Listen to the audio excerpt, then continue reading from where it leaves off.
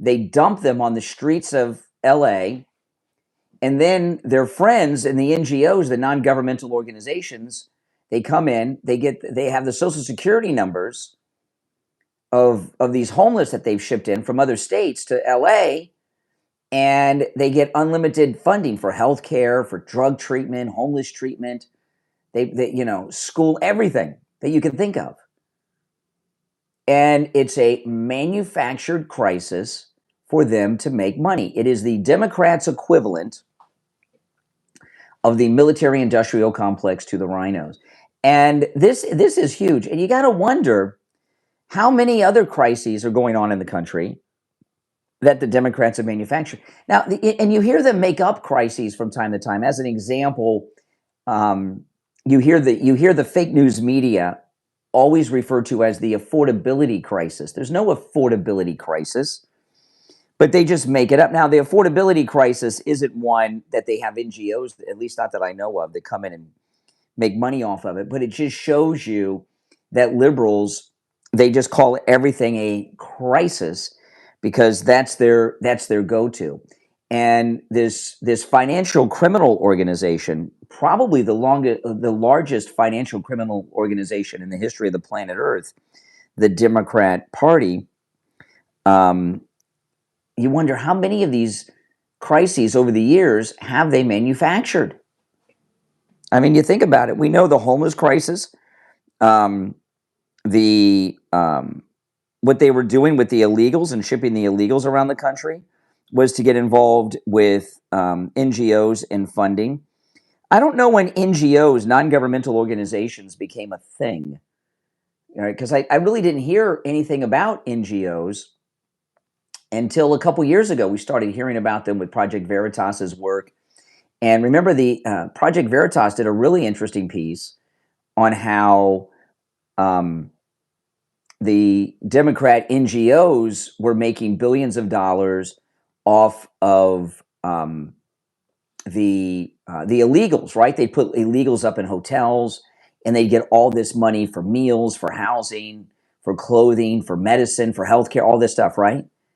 Yeah. And the Nick Shirley expose with the Somali pirates, it was the same thing. Remember, he went to the place where they had a day school for those that had autism, but they didn't have any autism kids in there, but they were getting the money. This is what the entire Democrat Party is all about today. I don't know when this started. They've always been crooks. They're Democrats. We get that. But what I mean is, when did they transist to this from being a political organization? They just had this report from the DNC. Why did the Democrats lose in 2024? There's many reasons. But one of the main reasons that the Democrats are losing is because they're just interested in greed and ripping off the federal government at levels that people are just now finally realizing. It started when President Trump put Elon in charge of Doge. Now, we're a few minutes away from the radio show starting. So this is the pre-show. And when the radio show starts, I'm going to not only go over what I just shared with you from Spencer Pratt, but he did an incredible interview with a local fake news liberal journalist in LA yesterday from a local ABC affiliate who thought they were going to expose him. And Spencer Pratt ate this guy's lunch. And I want to ask you this question, and I'd love you guys to answer this. You can call me. The number is toll-free, 888-465-2631. If you're watching live, the number is pinned in the live chat on YouTube, 888-465-2631. I got a lot of questions here, and I'd love to hear you guys respond to them. One, is Spencer Pratt going to win over Karen Bass? Is he going to come in first place? Now, remember, this is a primary. Steve Hilton's in first place by quite a bit. Spencer Pratt's obviously in first place in LA. But these are both primaries, and then there'll be a runoff. But is Spencer Pratt going to win? I say yes. Him and Steve Hilton are both going to win this primary. Spencer Pratt will win. There's no question in my mind. And I'll even go further. I am so impressed with Spencer Pratt. I could see him becoming president in the future. Couldn't you? And one of the things he talks about, Spencer Pratt, this is really an amazing thing. he's a known MAGA guy in the past, but he's running nonpartisan because LA is in a crisis, and he's concerned about the crisis, not the politics. But Spencer Pratt is truly, in so many ways, a nonpartisan guy. You know, this mayor's race is a nonpartisan race. There's no D's or R's next to people's names on the ballot. But it is in a way partisan because the media, the Democrats, Drew Carey was attacking him, and I don't understand what's partisan about cleaning up fake homeless people, meth heads, and crackheads off the streets. I don't understand why that's some evil MAGA plot.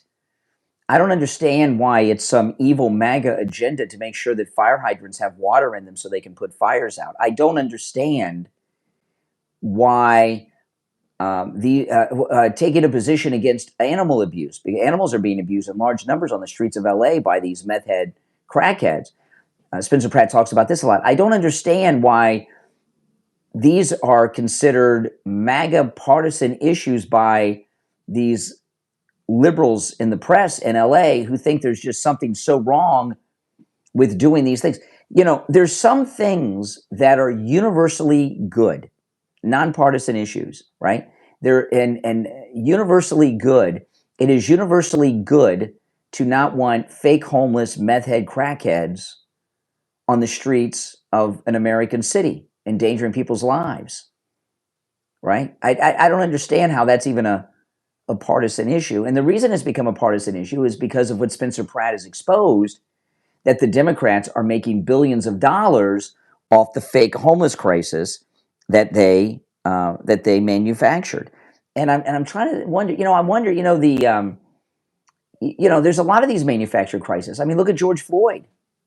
Derek Chauvin, I promise you, was a Democrat, right? A cop in Minneapolis, he's a Democrat. And you saw what that weirdo mayor did on Memorial Day. He was honoring George Floyd on Memorial Day. You honor on Memorial Day not people that generally have died, especially not lifelong criminals that resist police officers. Memorial Day is a holiday to remember those who gave the ultimate sacrifice for the freedom in this country in the U.S. Armed Services. But that weirdo mayor out there with George Floyd, George Floyd. After that, we had this massive BLM rage that went on with Antifa that was very violent. Was that another Democrat manufactured crisis?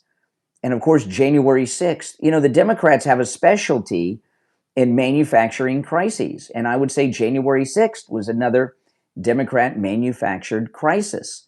This is what Spencer Pratt's talking about here is Democrats have a specialty, and that specialty is manufacturing crises. All right, we're less than a minute away from the radio show starting. So I'm going to open, if you're on hold, hang in there. And if you would like to call in, the number's pinned in the live chat. And we'll get to the calls after we start the radio show. But I'm going to open the radio show, recap, and I'm going to go through not just the sound clip that I already played of Spencer Pratt, but I have a whole bunch of Spencer Pratt that I want to share with the audience. We're about 30 seconds away. Let me check the exact time.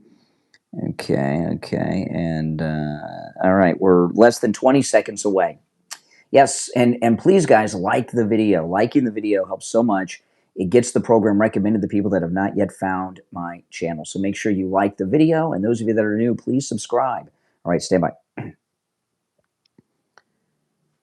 Welcome to the program, everyone. My name is Brian Craig, and this is Florida's longest-running radio show, The Steve Kane Show, on the radio since 1977, celebrating 49 years on the radio. It's a big day. Of course, tonight, Paxton will beat Cornyn in the Texas primary, and President Trump will primary out a second sitting rhino fake Republican senator in Texas. It's going to be very exciting. We'll get into that in a little bit. But I want to start with Spencer Pratt. Spencer Pratt, we're just a few days away from the primaries out in California. Steve Hilton, the Trump-endorsed Republican for governor, is in first place. He's been in first place for weeks and weeks and weeks. And I believe Spencer Pratt is way, way in first place in the LA race. And I'm going to tell you what I see going on here. And Spencer Pratt did a couple of just phenomenal interviews over the last couple of days, and I want to play some of the clips because Spencer Pratt has gone totally Nick Shirley on the Democrats and Karen Bass in LA and exposed Nick Shirley, Somali pirate, Leering Center level corruption among the Democrats, not just in LA, but nationwide. And we're going to get into this as well and take your calls. But I've been following this race, the LA mayor's race, really closely. And I know a lot of you have too. I mean, this, it's not often, only a handful of times do you see a race for mayor become a national issue. New York usually does because, New York is, the hub of the world. It's an important city. So most of the time, the mayor's race in New York City becomes a national story. But I don't ever remember, in the times I've been doing this, the LA mayor's race becoming a national story because it was just going through the motions to elect some Democrat, DEI candidate. But things are different now. And Karen Bass has done something in this race for mayor against Spencer Pratt that I've only seen happen 3 other times.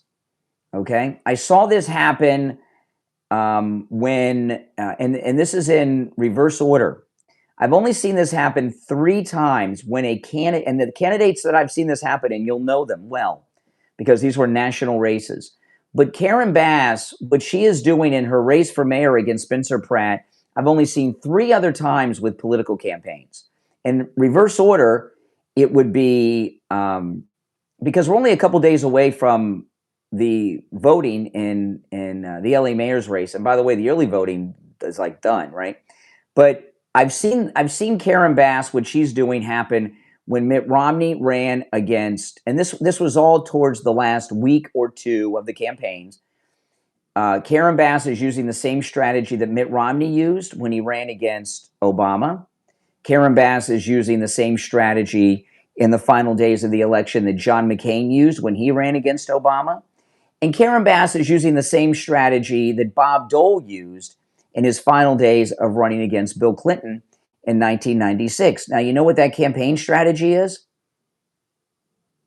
It's the strategy of giving up. It's giving up. John McCain, Mitt Romney, and Bob Dole in the final week or 2 before the national election gave up. They gave up. And Karen Bass, if you've watched her over the last couple of weeks, the closer we get to election day, the less you see of her. So why do these people give up? It's pretty simple. They know they're going to lose. Karen Bass knows she's going to lose to Spencer Pratt. And the reason that they know they're going to lose is because they get internal polling that we never see. Internal polling is scientifically accurate polling that all the campaigns and candidates do in every race in the country, national and local. And those polls are always confidential and are not released to the public. The polls that we see are the push polls. They're usually commissioned by news organizations, so they have something to talk about and to push people in a certain direction.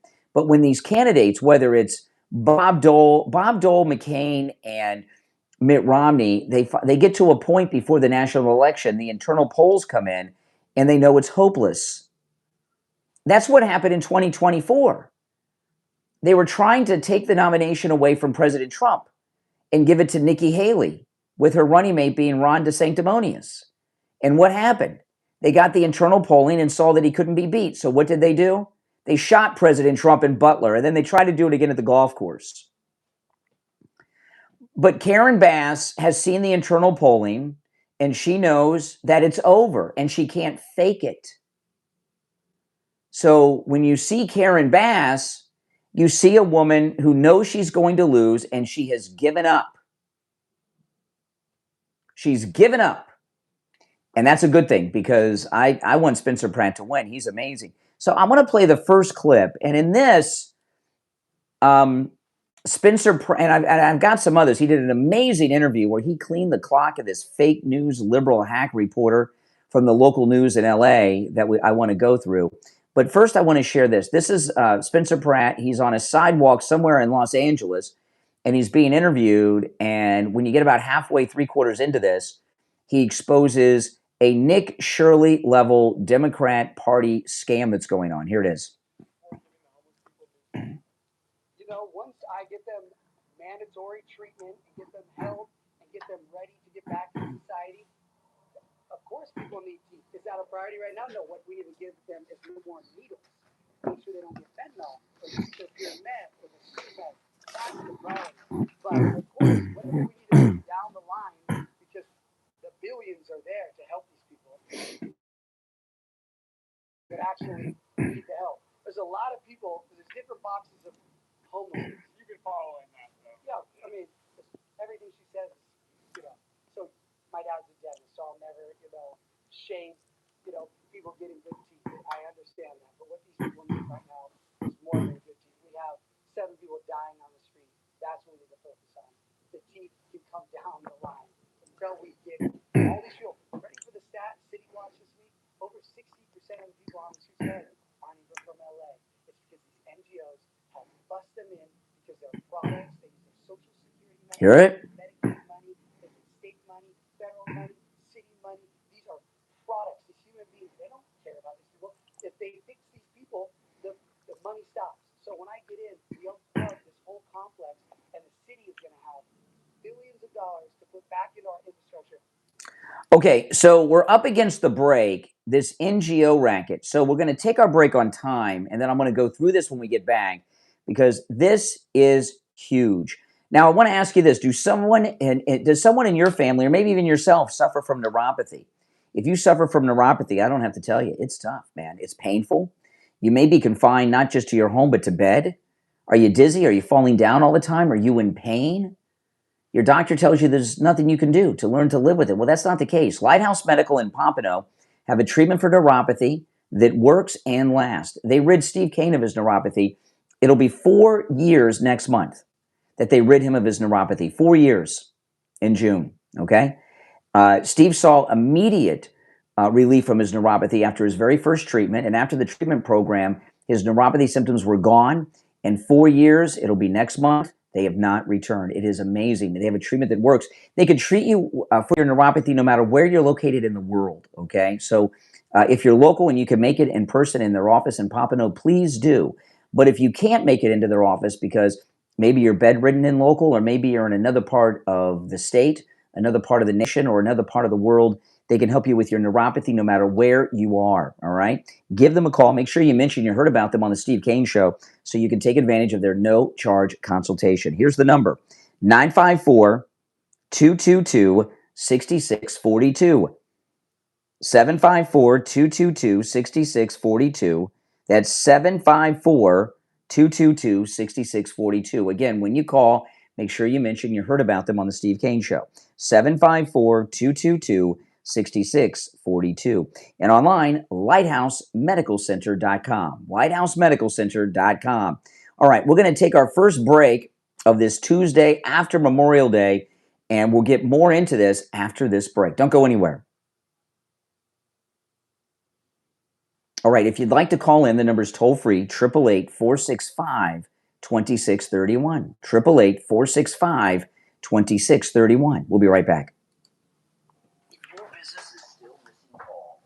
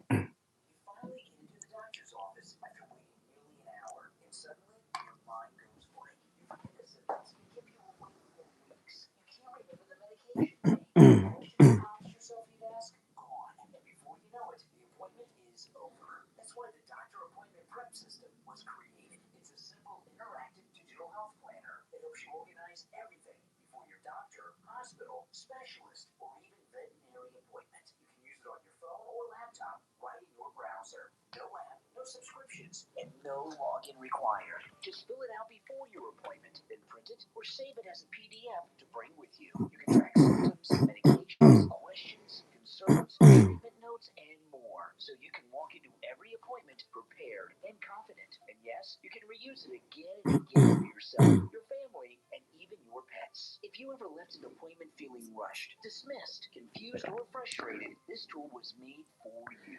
The Doctor Appointment Prep System. Click the link in the description of this episode to get instant access today. All right, we'll be back from our radio break in less than a minute. If you're on hold, stand by, because I got to go through in detail on this, and then I'm going to start going through the Spencer Pratt interview with the local news guy where he just filleted this fake news reporter. If you're on hold, stand by. If you'd like to call in, the number's toll free. It's pinned in the live chat, 888-465-2631. 888-465-2631. It's a toll-free call no matter where you are tuned in from. And make sure you guys like the video. Liking the video helps so much, guys. Spread the word. It gets the channel recommended to people that have not yet found the program. Okay, stand by. We've got less than 10 seconds.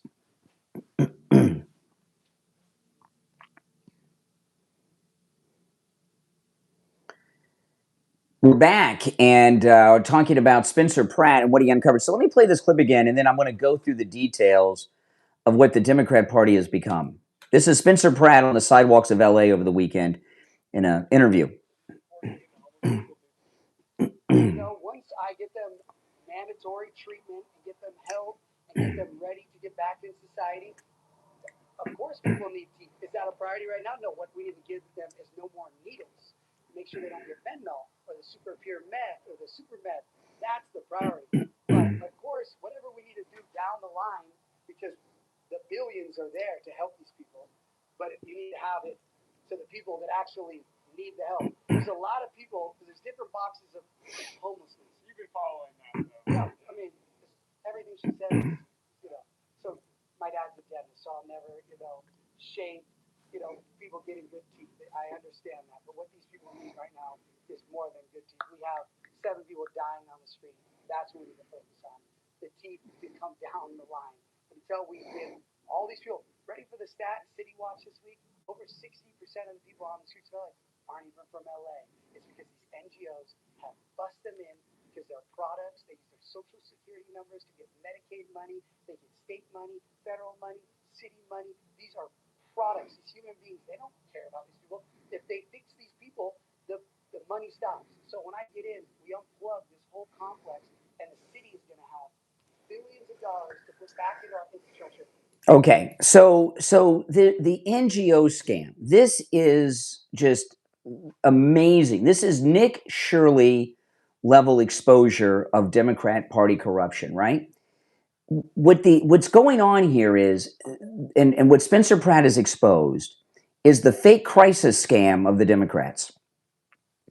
The Democrats go around communities that they control in the country, they create a crisis, and then they come in with their NGO, the non-governmental organization, and they get boatloads of money, many billions of dollars, hundreds of billions of dollars, to fix a crisis that they created. And what Spencer Pratt's talking about here in particular is the homeless crisis. Everyone's always talking about the homeless crisis in LA. And Spencer Pratt says, no, hold on a second, because he knows what's going on. There is no homeless crisis in LA. The Democrats brought these drug addicts in from other states, dumped them on our streets. Their friends in the NGOs come in, they get their social security numbers, and now the local, state, and federal government are paying for them. They're trying to get dental work because implants are expensive. They get health care, they get money for food, they get money for clothing, they get money for housing, they get money for shelters. And then the Democrats and their families and their friends, they all get a cut. As an example, okay, the NGOs, just I'll illustrate this to you, because the Republican rhinos, we've got our own version of this, right? The NGOs with their fake crises are to the Democrats what the military-industrial complex is to the neocons, right? Right now, President Trump is involved in getting this Iran deal settled. And the Democrats are in the neocon rhino fake Republicans. The fake Republican rhinos are trying to stop it and trashing it. And the reason is they don't want the war to end, because if the war ends, their military-industrial complex donors stop making the money off the war. Well, that's what Spencer Pratt has exposed with the NGOs. And he gives a lot more detail, which I'm going to get into in a bit. Now, if you'd like to call in, the number is toll-free, 888-465-2631. You're on the air. What's your name? Where are you calling from? Morning, Brian. Joplin out of California. Hey, California. This is really amazing what Spencer Pratt's uncovering here, huh? Yeah, I was listening to your pre-show, which if you're not, you should be. The thing about it is that I think the reason why you're not seeing Karen Bass actively participating in any sort of campaign is, to be honest, she's part of what you were talking about, the criminal element of the Democratic Party, because she knew all about this. She's covering her tracks right now. She's probably going in, making sure that whatever documents are available are probably being hidden. Because don't forget. Oh, you mean they're shredding and burning documents? I allege they're hiding them, however you want to go about saying that, because Spencer Pratt is, like we were talking about last week, is very in tune with the legislative body in DC, which is how he ends up knowing all of the stuff that he does know and how he already has plans and where he wants to put these people. He's already, and the AG is very, very, the United States Attorney General for the district in California has been going after these people nonstop. If Spencer Pratt goes in there, just think of it. The keys to the kingdom end up the doors become completely wide open. He's able to end up giving the AG information that has been hidden for decades. Yeah. And that means that all of the political issues are going to end up being exposed to high heaven. These people are running. Well, what we're gonna find is Governor Steve Hilton and Mayor Spencer Pratt are going to be working together a lot, cleaning up the scams in LA. I wonder how many other fake crises have the Democrats created over the years, and when did the Democrat Party switch from having a political organization that stood for certain issues to just being a financial crime organization? Totally. They've given up on the politics. Right. I don't know the answer to that second part of the question, but what I can say is that anything that has a grant that's issued needs to be looked at. That includes the animal issue, the drug issue, the mental health issue. And Spencer Pratt is very, very much is right on target. We currently have a law in California where you can be 5150 for gravely disabled associated with substance abuse, which means at least for 72 hours, you are under a hold, which you can't go anywhere. Well, what's going on here is he's going to win. They're going to be exposed. This is a national story. Nick Shirley and Doge began all this. And look at what Scott Bessett at Treasury is doing with Hassan Piker in Code Pink. And they're looking, and Hassan Piker, who obviously he's done a couple of videos in the last day, he looks terrified. Scott Bessett is the Treasury Secretary. He's looking into the funding that these liberal organizations and individuals are getting, and seeing if they are getting money from foreign interests without registering as a foreign agent, seeing how they're getting paid. The Democrat Party financial crime syndicate is being exposed at a level that I never dreamed would happen. It's a dream come true to see these people actually going to be called on the carpet. I'm praying that Steve Hilton, I voted for him, but if he doesn't by chance make it, you're looking at the next governor, and you might be right in regards to him, Pratt, actually being elevated to a contender in regards to the national scene. Absolutely. Politics for presidential. But yeah, you're looking at the next governor, if by chance Steve Hilton. Don't forget, California as a state has a history of having more Republican governors than Democrats. Yeah. I don't exactly know when all of that ended up turning, but it did turn. But it looks like it's turning back. Yeah. And when Harvey Levin from TMZ is predicting Spencer Pratt comes in first place, I think you can take it to the bank that it's going to happen. Don't forget this is a jungle we have like jungle primary, whatever you want to call it. If by chance, I don't know if this is consistent across the board, but I would not be surprised with as much attention and enthusiasm that he has ended up generating within the Los Angeles area, that he doesn't get over 50%. Yeah. If he gets over 50%, he's the mayor. If no one gets over 50%, there's a runoff. But if Spencer Pratt gets over 50%, he will be the mayor on that primary day. So, and it is, and it does seem that those numbers are possible. That's why Karen Bass has totally stopped running. All right, I appreciate the call. I'll give you the last word because I got to run for a break. In this state, he has identified the way to win, and that is not identified with either party. It's identifying the problem. Mm-hmm. Yep. All right. Take care. Have a good one. All right. If you're on hold, stand by. If you'd like to call in, please do. The number's toll free, 888-465-2631. You know, Father's Day will be here before you know it, guys. And this Father's Day, you know, I'm a father. Okay. I know some of you think I'm a mother, but, you know, that's a different kind of mother.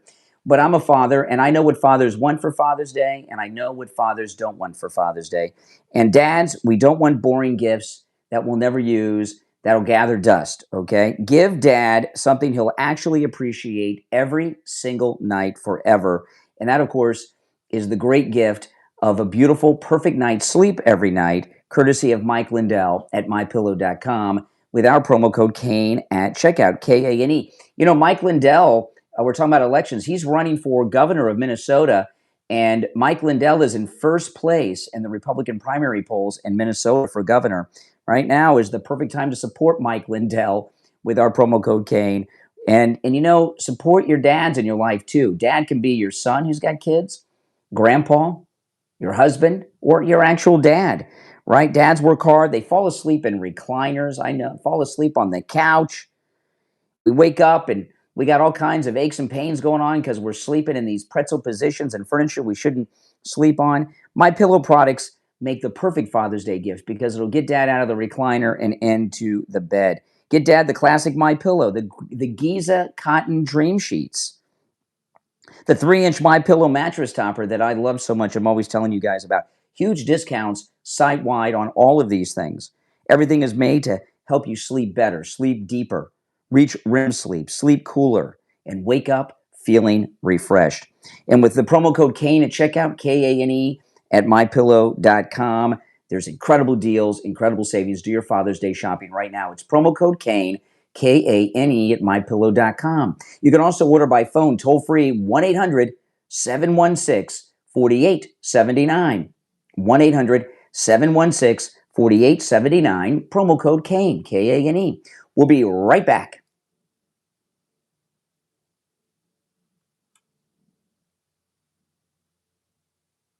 All right, guys, going to take a quick break, and we're in radio break right now. And if you're on hold, stand by. I'm going to get into the Spencer Pratt interview when we get back.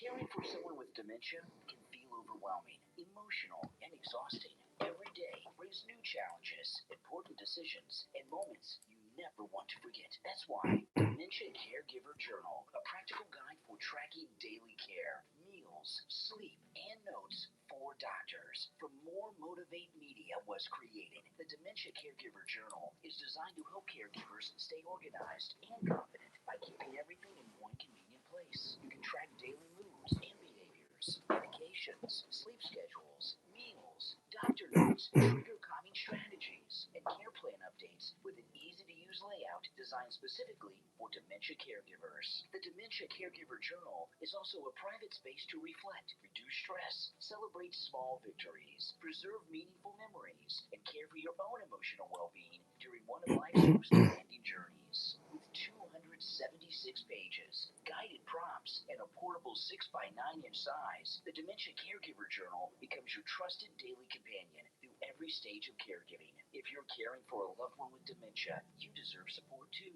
Order your copy right now on Amazon. Dementia Caregiver Journal, a practical guide for tracking daily care, meals, sleep, and notes for doctors. From More Motivate Media on Amazon. Hi, Tom Laporta here. We are Laporta Roofing, a family business since 1983. You are our customer. In other words, our boss. We are here for and because of you, not the other way around. The 2026 rainy season is upon us. Because we haven't had a hurricane in 2 years, all the storm chaser roofing companies have gone out of business, leaving only the strongest and the best contractors. At Laporta Roofing, we will never sell you a roof you don't need. We don't have salesmen or commissions, so we will never pressure you to sign a contract. Also, deposits are not required. At Laporta Roofing, you will always come first. We must earn your trust, and we will. So call me on my cell at 954-604-4602 or find us on the web at laportaroofing.com. That number again is 954-604-4602, 954-604-4602, or on the web at laportaroofing.com. What if one unexpected encounter could change your life forever? Author Bill Pennebaker delivers a story filled with mystery, emotion, friendship, unexpected twist, and the extraordinary bond between humans and dogs in The Canine Intervention. Available on Amazon. Mike Nordic and Matt McGregor are former jocks living carefree lives, focused on partying, good times, and avoiding anything too serious. But everything changes after a chance meeting with a mysterious woman and a remarkable dog. What follows is a powerful journey where love, loyalty, jealousy, fear, regret, and self-discovery collide in ways no one could have predicted. As emotions intensify and secrets are exposed, the twists start early and continue all the way until the very last page. Even readers who don't consider themselves dog lovers will love this unforgettable story. And dog lovers, this may become a book you simply can't put down. It also makes a great addition to your book club, filled with suspense, heart, and emotional depth. The Canine Intervention explores how quickly life change and how the connections we least expect can alter our lives forever. The Canine Intervention from author Bill Pennebaker is available right now on Amazon and Kindle, paperback, and free with Kindle Unlimited. Order your copy right now. All right, we're about 10 seconds from returning. I'm going to get back into this. If you're on hold, stand by. You're welcome to call in. The number is pinned in the live chat. Stand by about 5 seconds.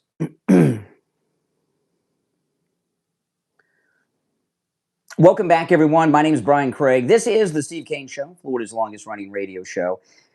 We're talking about Spencer Pratt, who, you know, with this, see, this is a primary, right? It's a primary in California, an open primary for governor as well as mayor of LA. I'm sure there's many other races, but these are the two we're focused on.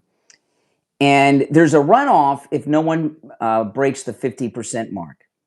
Spencer Pratt is running so hot right now, he could get over 50% and be the mayor.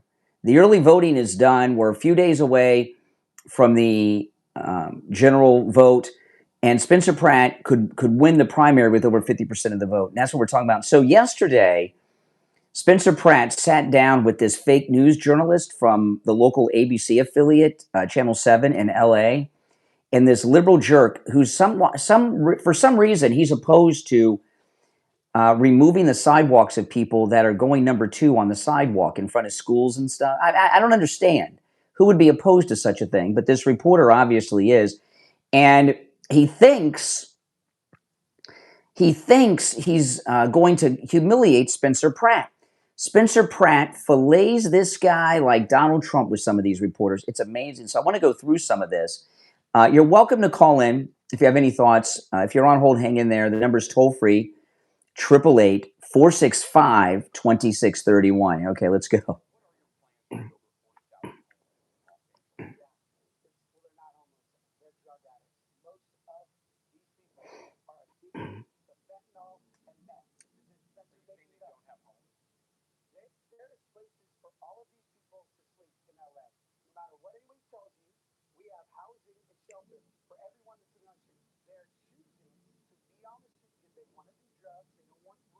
You see, this is amazing, isn't it?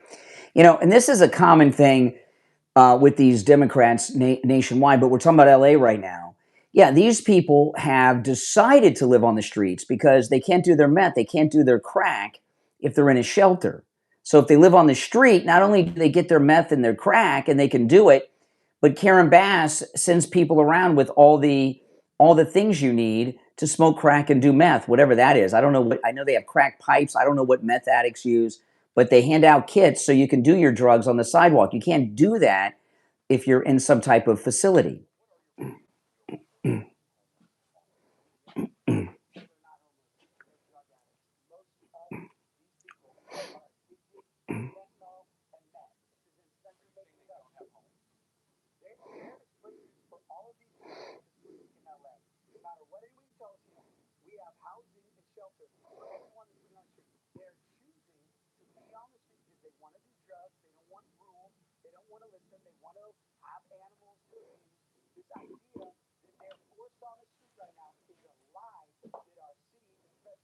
Yeah, and that's true here.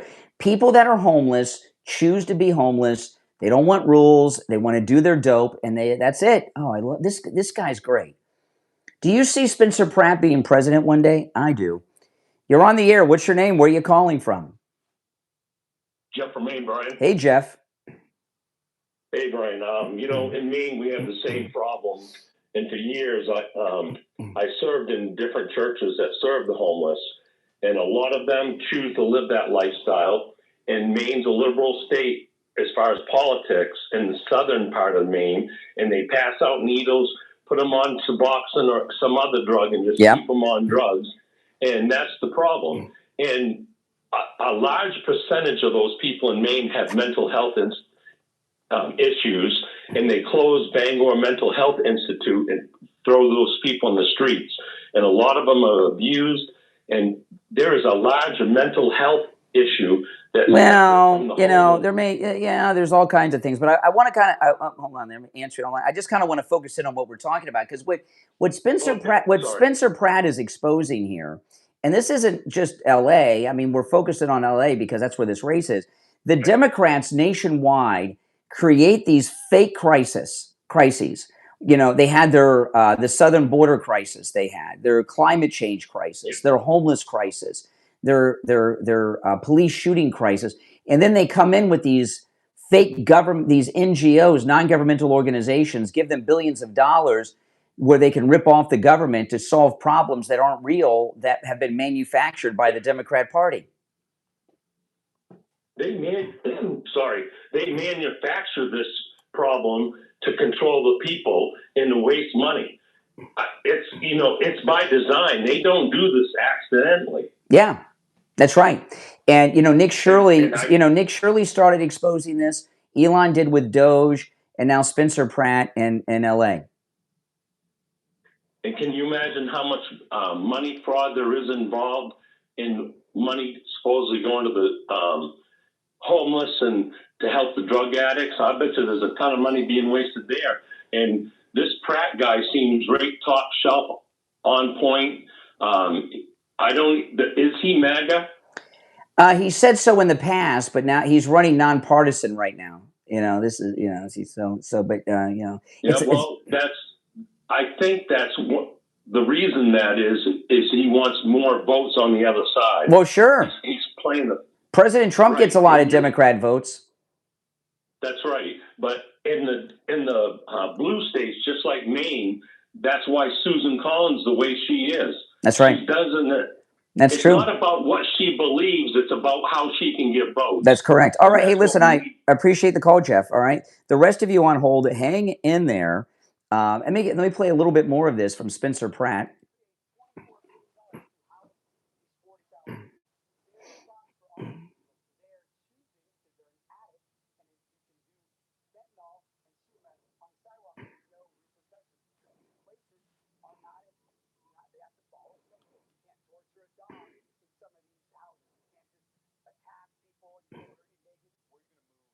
See, this fake news reporter, he's really angry at Spencer Pratt over this, isn't he?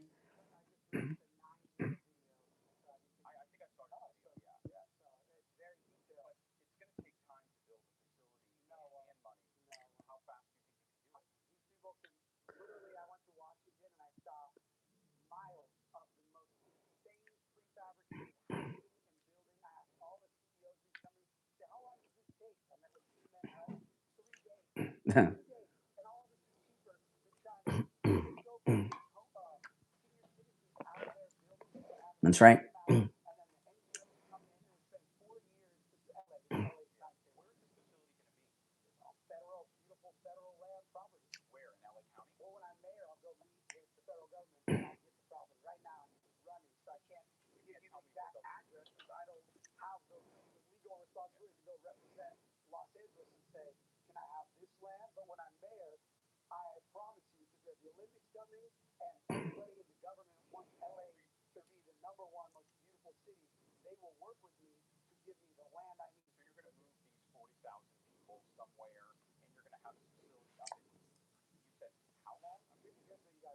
See, this guy, I mean, he's just freaking out, this fake news reporter from that local affiliate, ABC7 in LA. Oh, my goodness. Why is he opposed to cleaning up the meth heads off the street? I don't get it.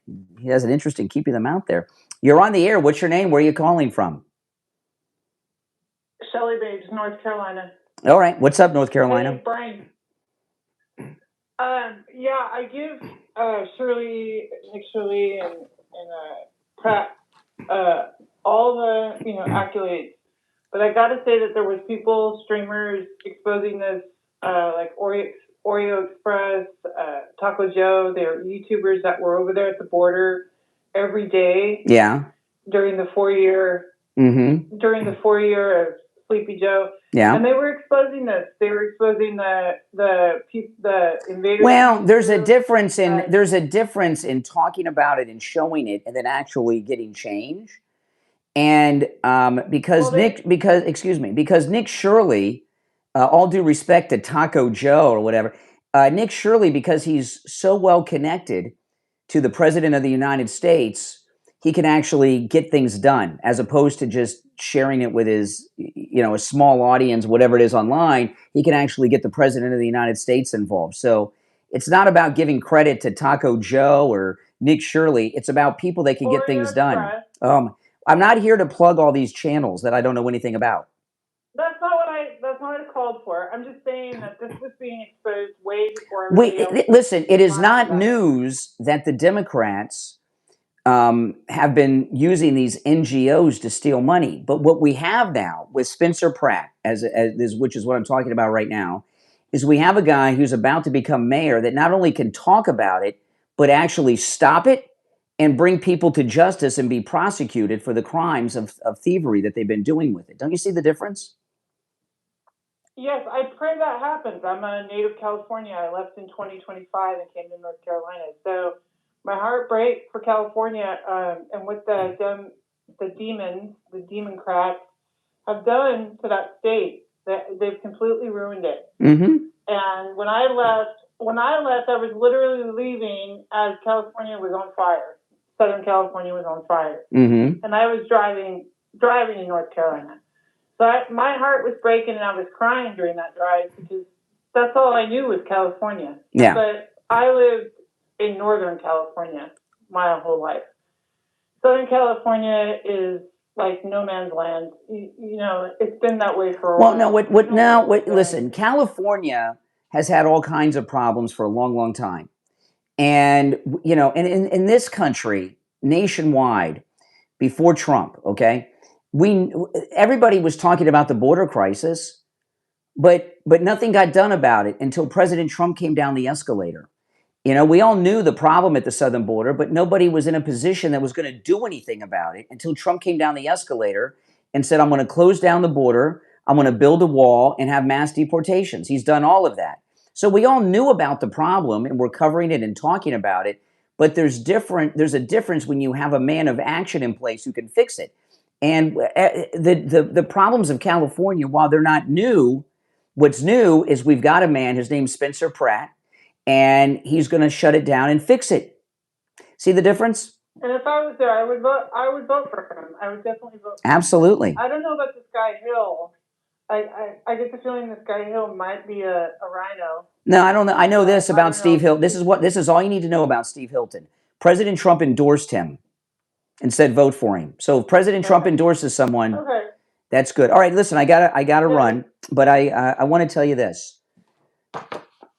Sloman's home security has such incredible technology at a price that's so affordable. You want to take advantage of this offer. If you're tired of security cameras that cost too much money, are difficult or maybe even impossible for you to install, and don't have the coverage and protection you need, you'll have all of that and more with Sloman's facial recognition cameras. Listen to this. Sloman's advanced tech recognizes familiar faces and alerts you when specific people arrive.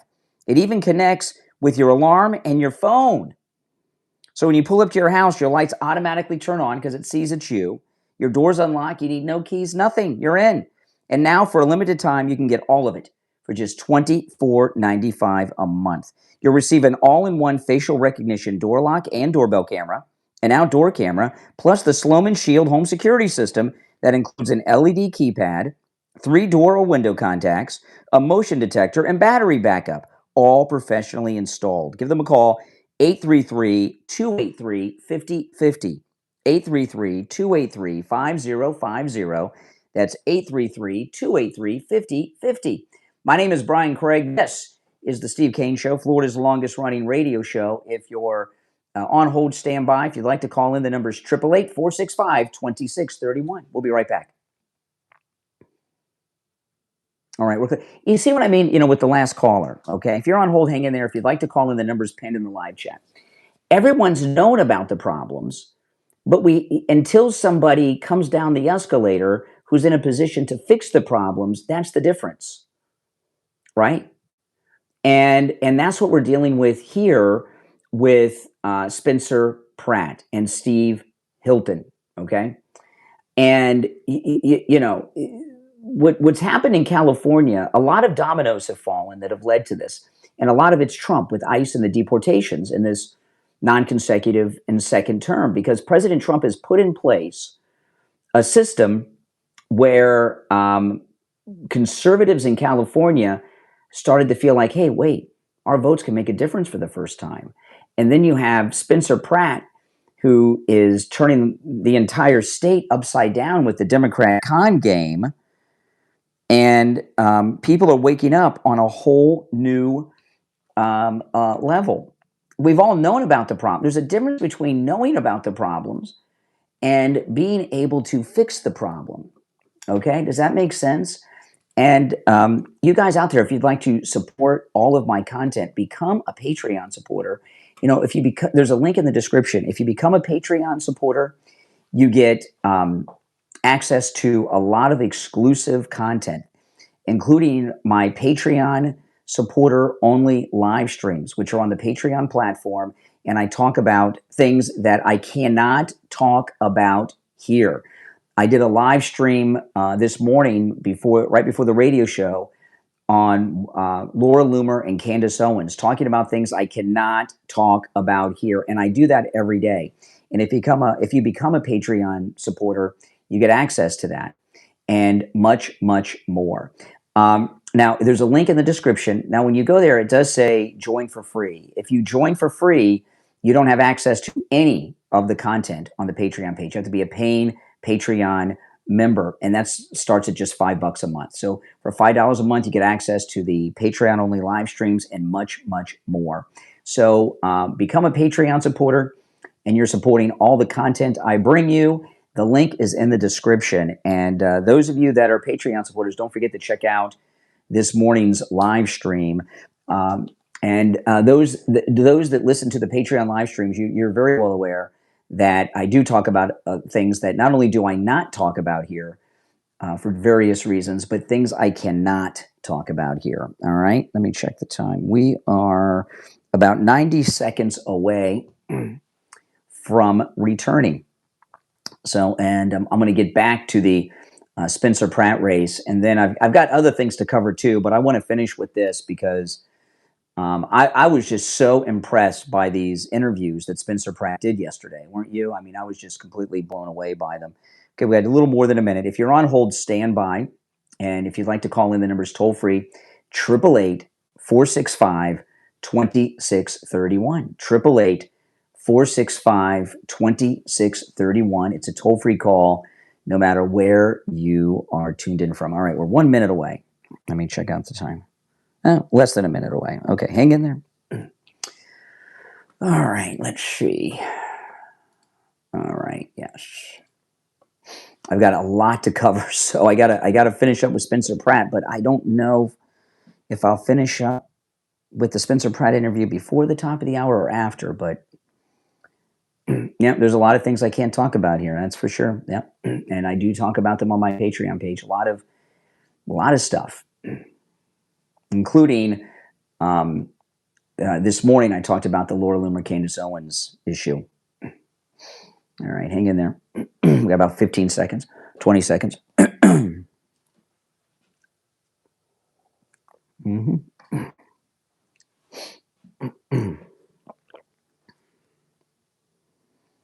All right, less than 10 seconds, guys. Stand by. If you're on hold, hang in there.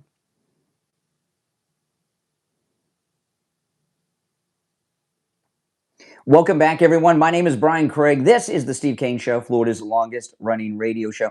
So I'm talking about the Spencer Pratt race, and Spencer Pratt could end up being the mayor after this primary. Remember, if it's a three-way primary, if one of the candidates, and it's believed that Spencer Pratt is in first place, although they've been suppressing polls, but Harvey Levin at TMZ is predicting Spencer Pratt comes in first place. If Spencer Pratt gets over 50%, he will be the mayor. If not, there'll be a runoff between him and Karen Bass, and then he'll be the mayor. All right, so let me finish up this interview that he did yesterday, Spencer Pratt, with the local ABC affiliate, Channel 7 in LA. He cleaned the clock of this fake news local reporter.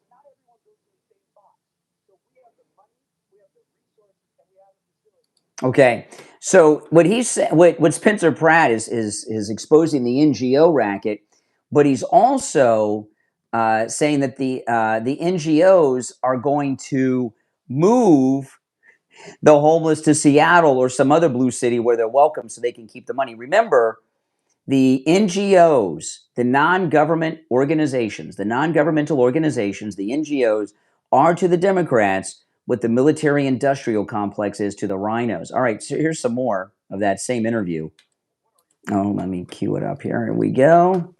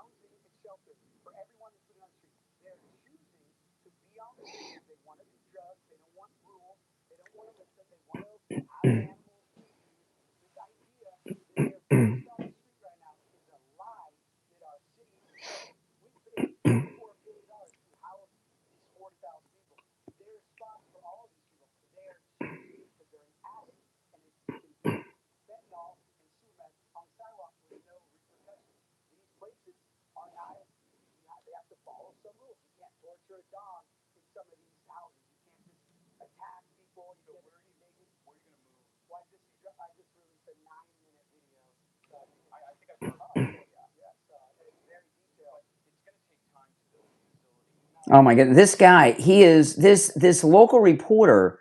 The idea of getting meth heads that are doing things inappropriate in front of children is it's just too much for him. He just can't handle it. But they underestimate Spencer Pratt. They're underestimating Spencer Pratt like they underestimated President Trump. President Trump is a brilliant man. Spencer Pratt is brilliant. All right, back to this interview.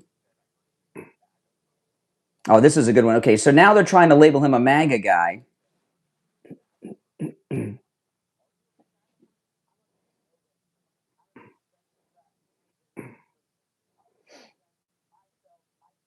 Awesome.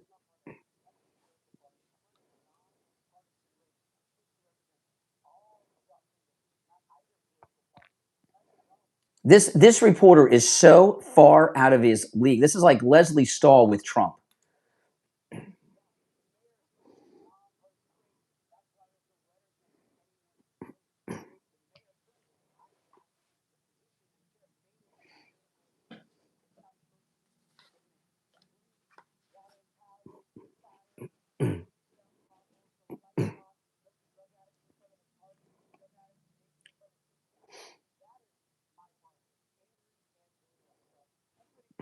I like that. That's my party, Angry Angelinos. That's a great. I like that political party.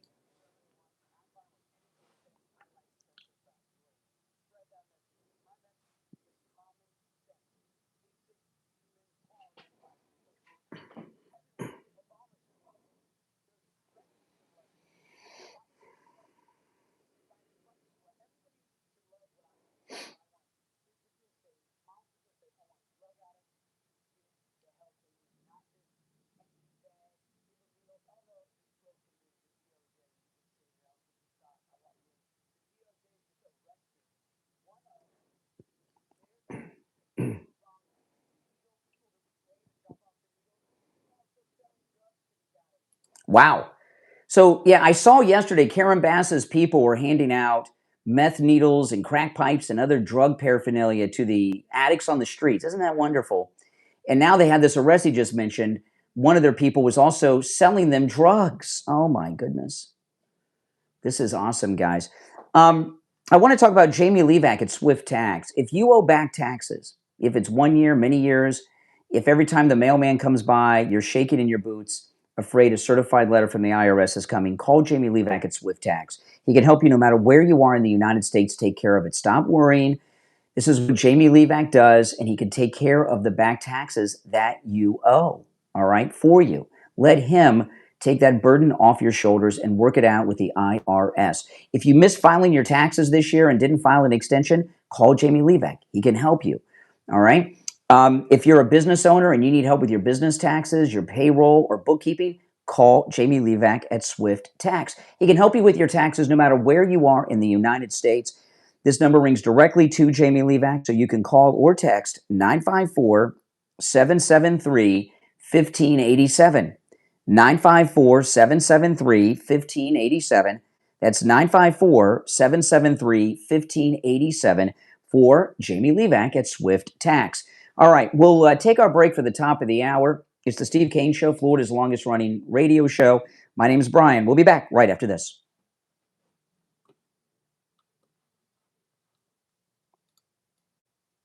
All right, guys, if you're on hold, stand by, okay? I'm going to take a quick break and be right back.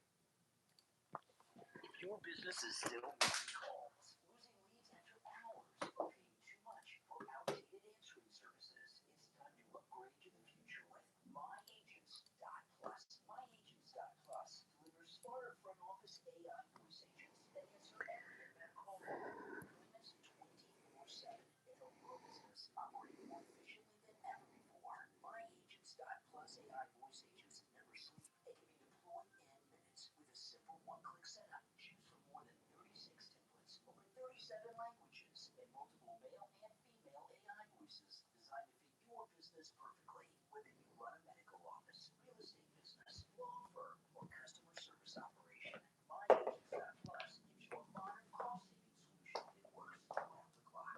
Losing calls and stop overpaying or outdated systems. Let AI handle your office calls and more with smarter voice automation from MyAgents.plus. That's MyAgents.plus.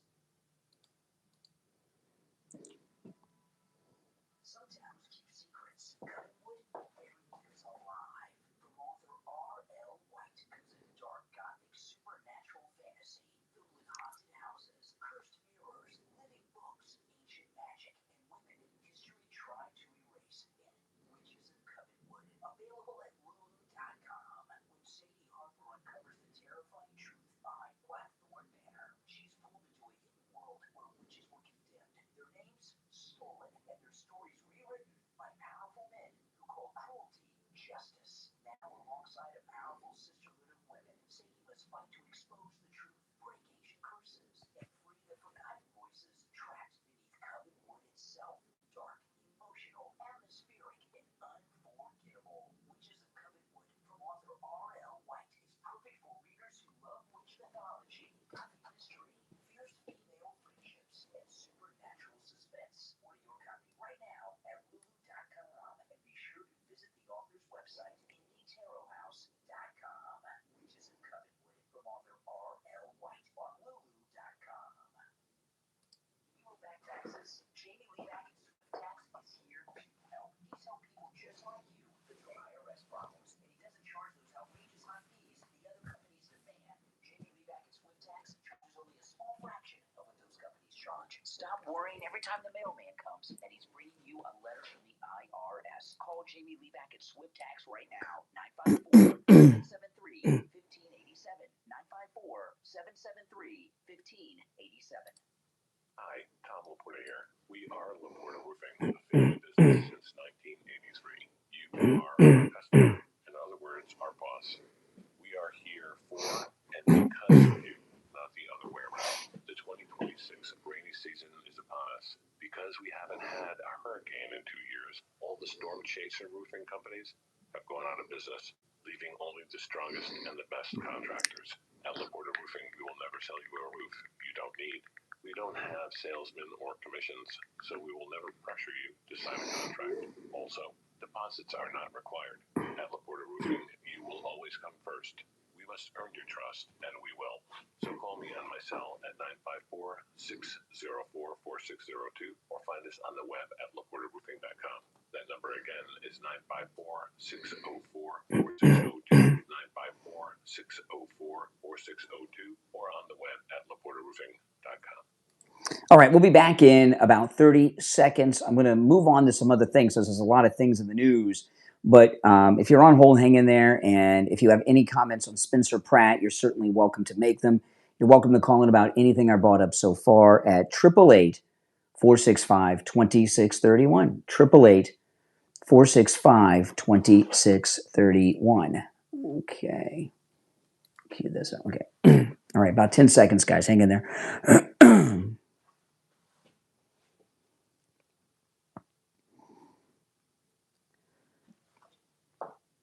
Welcome back, everyone. The 7 o'clock hour has begun. If you're on hold, stand by.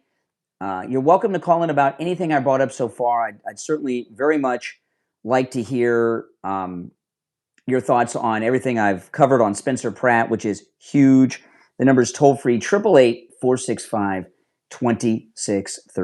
888-465-2631. It's a toll-free call no matter where you are listening. All right. The Democrats are up to a sick, twisted, evil plot. And this is pretty big stuff, okay? And this is very, very deep. You know, one thing about Democrats, remember I was telling you, they have no political platform. They are, what we've learned, it started with Doge, with Elon, moved to Nick Shirley with the Somali Pirates of Minneapolis. And what I was talking about in the beginning of the program, in the first hour, about Spencer Pratt in LA. They are, the Democrat Party have no party agenda. They're not a political organization. They are a financial crime syndicate that has a sideline of politics so they can keep the crime syndicate going. And what the Democrats do in elections is they try to get narratives going all the time, always trying to get these narratives going. And if you remember, they're doing something new that they came out of the closet with yesterday, which I'm about to share with you. All right. The Democrats, going back to Kamala Harris's failed campaign, you've got to understand why they picked Tim Walz. Now, they picked Tim Walz as her running mate for a couple of reasons. One is they were very happy with the thievery he was doing with the Somali Pirates of Minnesota, and they wanted to bring that to every Democrat state and city in America. But the main thing they brought Tim Walz in is they thought he was an average white guy that MAGA guys like you and me would drop Trump for. And, he was overweight. He talked about basketball. And if you remember do you remember what Kamala Harris called Tim Walz all the time? Coach, call him Coach Walz, Coach Walz. Who's he coaching for? The CCP, But, and they would have videos of him standing next to a pickup truck with the hood up like he was working, like he was switching out the alternator on the weekend and all this crap. And they thought he was just the average American guy, and it failed. And they're very well aware that they're losing elections all over the place. And the Democrats, when I get these seminar callers, do you know why the seminar callers fall apart and they're so obvious? Is because they're fake MAGA. So when they call in, when seminar callers call me, they're fake MAGA. They're pretending to be MAGA, and they're acting based on a character of a false negative stereotype that they have of MAGA people, right? So the Democrats know to keep their financial crime syndicate going, they got to win some elections. And they've lost all the white people, in particular white men, white working men, white middle-class men. They tried to bring us back with Tim Walz. That didn't happen. So they have a new recruit that they think is the average all-American white guy that middle-class MAGA people are going to drop the MAGA movement for. And his name is Graham Plattner. They think Graham Plattner, and this makes sense for the Democrats. They think Graham Plattner is the average American white guy, a Nazi. He's a racist. He said black people don't tip. He's a Nazi. He's got a Nazi tattoo on his chest. He's a sexist, attacking victims of sexual assault, blaming the victims, right? And he's a Nazi. And they have him running around on the Fight Oligarchy tour now with Bernie Sanders, who's endorsed him, along with Elizabeth Warren, Pocahontas. And the Democrats actually believe that this Nazi, Graham Plattner, is an average American white guy, because American white guys are Nazis. I know it's crazy town, but that's what they're doing. And they think, I know this sounds crazy, but we're talking about Democrats, or as the president says, Democrats. These Democrats think he's the average American white guy, and that MAGA people, MAGA guys, are going to leave the MAGA movement after Trump because Graham Plattner is what we're all about. Racist, sexist Nazis who attack veterans. This is him yesterday with Bernie Sanders at the Fight Oligarchy tour.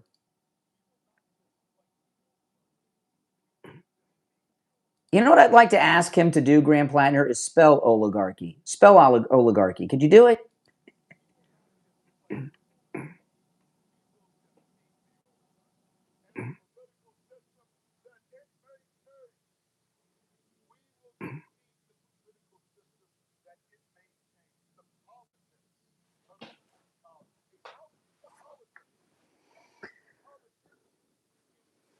Well, like Bernie Sanders that he's on stage with at the Fight Oligarchy tour? Bernie Sanders is a millionaire.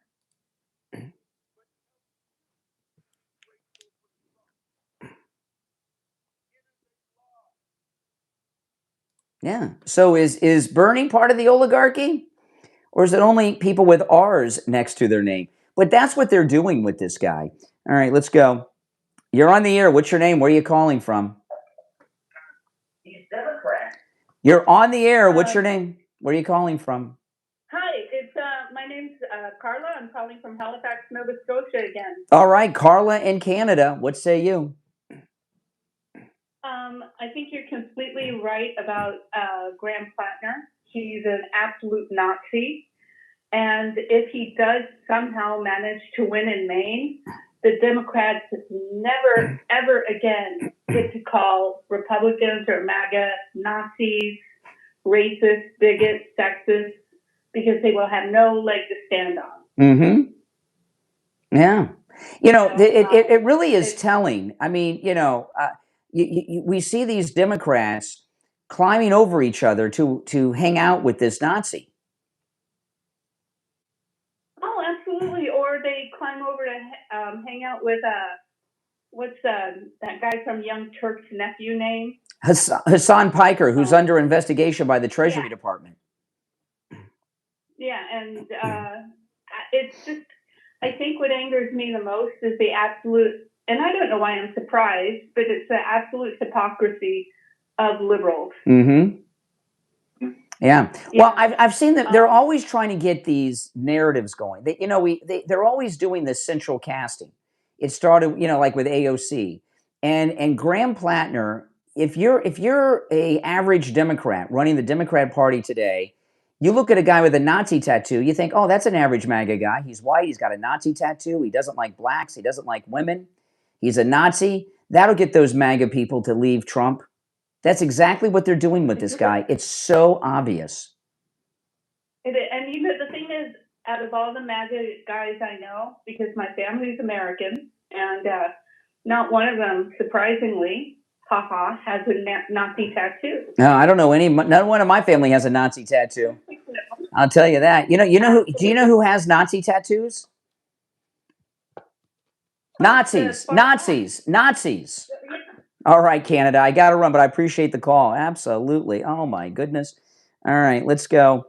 You're on the air. What's your name? Where are you calling from? Hey, Brian. It's Ben from Pompano. Hey, Ben. What's up? Hey, so I really think something needs to be driven home about Graham Plattner that a lot of people aren't recognizing. And the fact is, he is trying to be the new member of the squad. He was approached to by the same person who backed AOC. He was just literally recruited off his oyster farm by this really well-known Democrat activist who's behind all the new squad members. They just handpick people and they give them a bunch. It's called casting. It's called casting.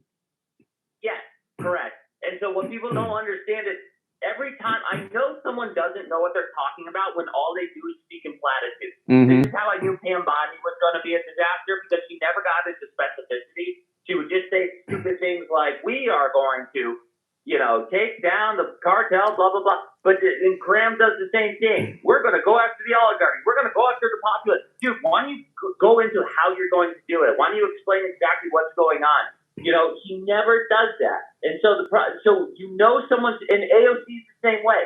She's so dumb. When you actually have her, so these people are actors. They need to stop acting like correct.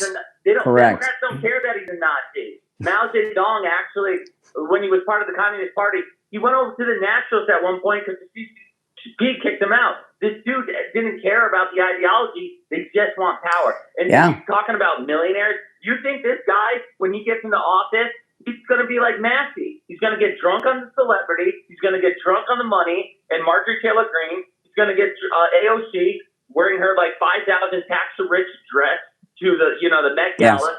All these people who talk about millionaires become millionaires and then never leave. Well, and he's out there. He's fighting the oligarchy, standing next to Bernie Sanders, saying down with the millionaires. But Bernie's a millionaire with 5 houses.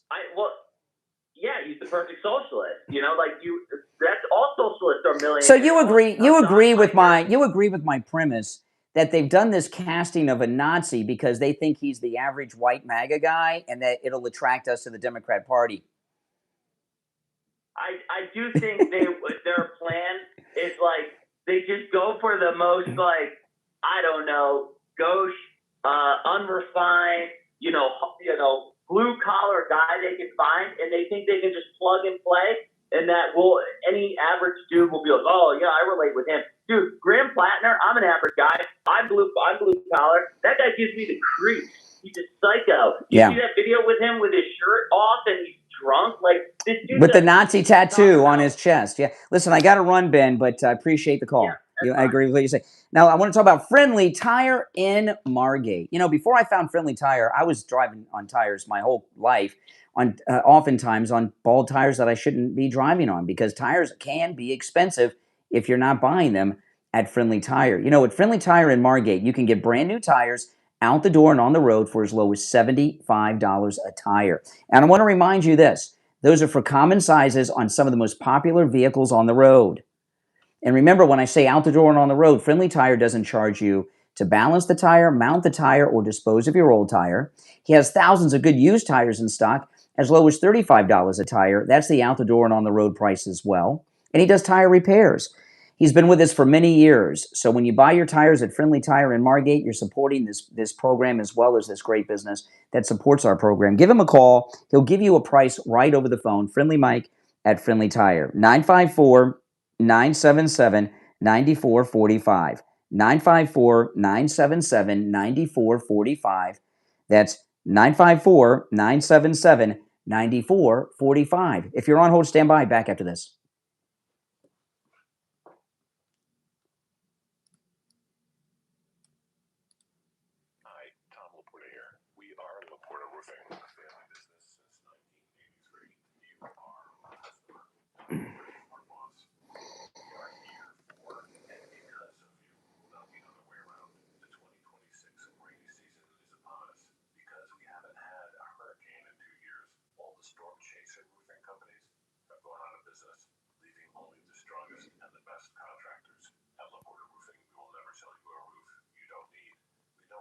Salesmen or commissions, so we will never pressure you to sign a contract. Also, deposits are not required. At LaPorta Roofing, you will always come first. We must earn your trust, and we will. So call me on my cell at 954-604-4602 or find us on the web at laportaroofing.com. That number again is 954-604-4602, 954-604-4602, or on the web at laportaroofing.com.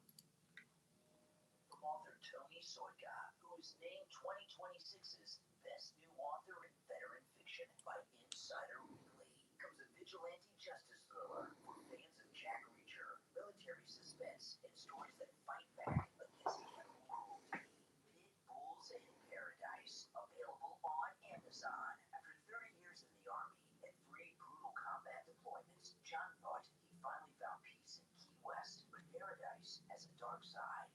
Discovers a savage dogfighting ring tied to ruthless criminals and abused pit bulls. Forced into bloody battles, he can't walk away. Haunted by war, driven by loyalty, and fueled by his love for man's best friend, this veteran becomes a one-man army against evil. Now, the hunters are the hunted, and one wrong move could cost John everything. Justice is coming, and it has teeth. Order your copy right now on Amazon and Kindle, paperback, and free with Kindle Unlimited. Pit Bulls in Paradise from author Tony Soika on Amazon.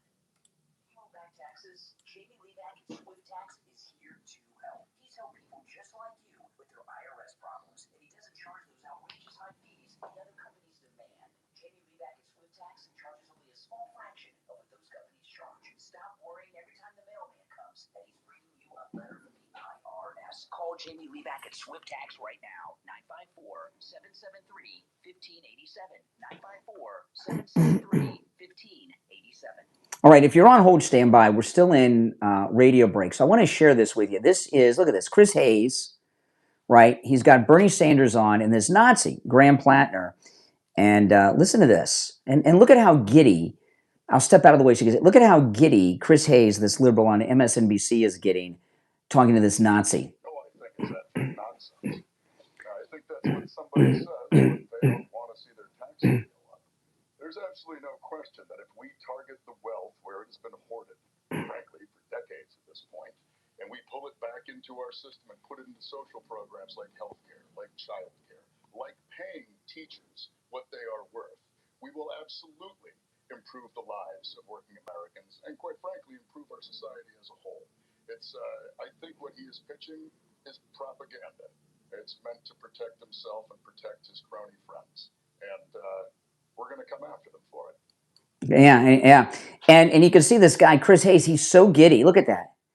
He looks like Odo from Deep Space Nine. He doesn't have a lot of features, but Chris Hayes. But you can see this guy's right out of Central Casting, this Nazi, Graham Plattner. And I'll go to the phones when we get back from the radio break. We have a little bit of time left. And they also, not only is he out of Central Casting, they do his clothing. He's in costume. The facial hair, the shirts, the messed up hair. They're trying to, he's the average, everyday white guy in America. A working man, Nazi. Oh my goodness. And these liberals, Bernie, Chris Hayes, would you sit down with a Nazi like that? No. Okay, we've got 1 minute and less than a minute, and we'll be back. And, well, no, a little more than a minute. 90 seconds, and we'll be back.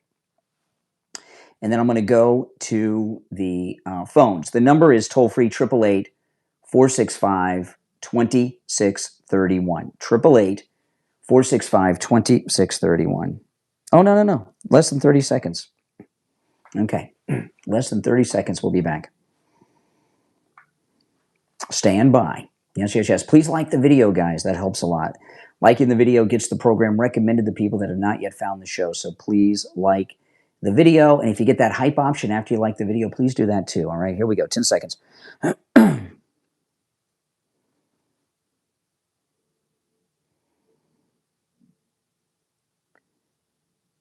Welcome back. You're on the air. What's your name? Where are you calling from? Yeah, it's Renee from Harlem. Oh, hey, Renee. What's up? Yeah, I wanted to interrupt your White Power Hour and just let people know that the guy that you're trying to purport with that Nazi symbol on his chest, it's a 7. It's not a swastika. No, in fact, no, it's not a 7. It's a swastika. It's a Nazi symbol from a particular Nazi unit that actually executed the Jews in Auschwitz. They were the Nazis that the other Nazis were terrified of. Okay. Well, I wonder why we would be campaigning with Bernie Sanders, who's a Jew. Why would he do that? Well, because Bernie Sanders is an idiot. No, you're an idiot. You're the idiot, you dummy. Stupid man. You're going to call Bernie Sanders an idiot? Yes. Man, you need to check yourself, you racist idiot. Okay, all right. See, I mean, you got a black man. I just get a call. He asks me, why is Bernie Sanders defending and campaigning with a Nazi? Well, I'm just talking to a black man who's defending a Nazi. So there you go. You're on the air. What's your name? Where are you calling from? Hello? You're on the air. What's your name? Where are you calling from? Oh, here we go, Mike. Hi, this is Mike from North Carolina. Here we go. I am wondering, what are the Nazi policies that Graham Plattner is advocating for? Oh no, he's a liar. Okay, the policies that he talks about are your average democratic socialist policies, but he has a Nazi tattoo on his chest. And there's only one kind of there is only one kind of person that gets a Nazi tattoo. Do you know what kind of person gets a Nazi tattoo? There's only one kind. A Nazi. Nazis get Nazi tattoos. What do you think of Pete Hegseth's Nazi tattoos? Pete Hegseth does not have a Nazi tattoo. He has a cross. A cross is not a swastika. It's not a Nazi symbol. It's a cross. You're aware of that, right? The symbol of Christianity. No, that's not true. No, Pete Hegseth did not have a Nazi symbol. Not a single Nazi who had that tattoo as well. I don't know. I don't go around looking at naked Nazi tattoos, but I know Pete Hegseth has a cross, not a Nazi symbol on his body. Well, it's not a regular cross, correct? No, it's a regular cross. There's all kinds of crosses. So what is it with the Democrat? Why do the Democrats have a guy? Excuse me. Why do the Democrats have a guy with a Nazi tattoo running for office, hanging out with Chris Hayes on MSNBC and Bernie Sanders? What's that about? Yeah. So do you know the? No, that's not an answer to my question. That is another question. I asked you why Bernie Sanders, Chris Hayes, and the Democrats. A Nazi. Well, then why does he have a Nazi tattoo? That's why they're hanging out with Why does he have a Nazi tattoo? If you let me explain the circumstances in which he... Oh, my goodness, the circumstances. Okay, let me hear. Military. Yeah, Marines. Yeah, so he was in the military. Marines. Yep, he was in the Marines. He was on leave in Croatia, and he and his buddies had gone into a bar. And they got... I know, I read the story. They went to a tattoo shop. Yeah. And they picked out a skull that was on the... They picked out a Nazi tattoo. Of tattoos. Which was a Nazi tattoo. And he did not realize that. That's why... No, he knew. And he's had it for... Excuse me. Not only did he have it, okay, He's had that tattoo for years. For years. He's walked around with his shirt off. There's videos all over the internet and on television of him with his shirt off with the Nazi tattoo. Do you not think his Jewish family members might have said something to him? Or maybe not felt comfortable? I don't know that he's, I don't know if he's, are you telling me Graham Plattner's a Jew now? His family, his brother-in-law and his wife's family is Jewish. So what?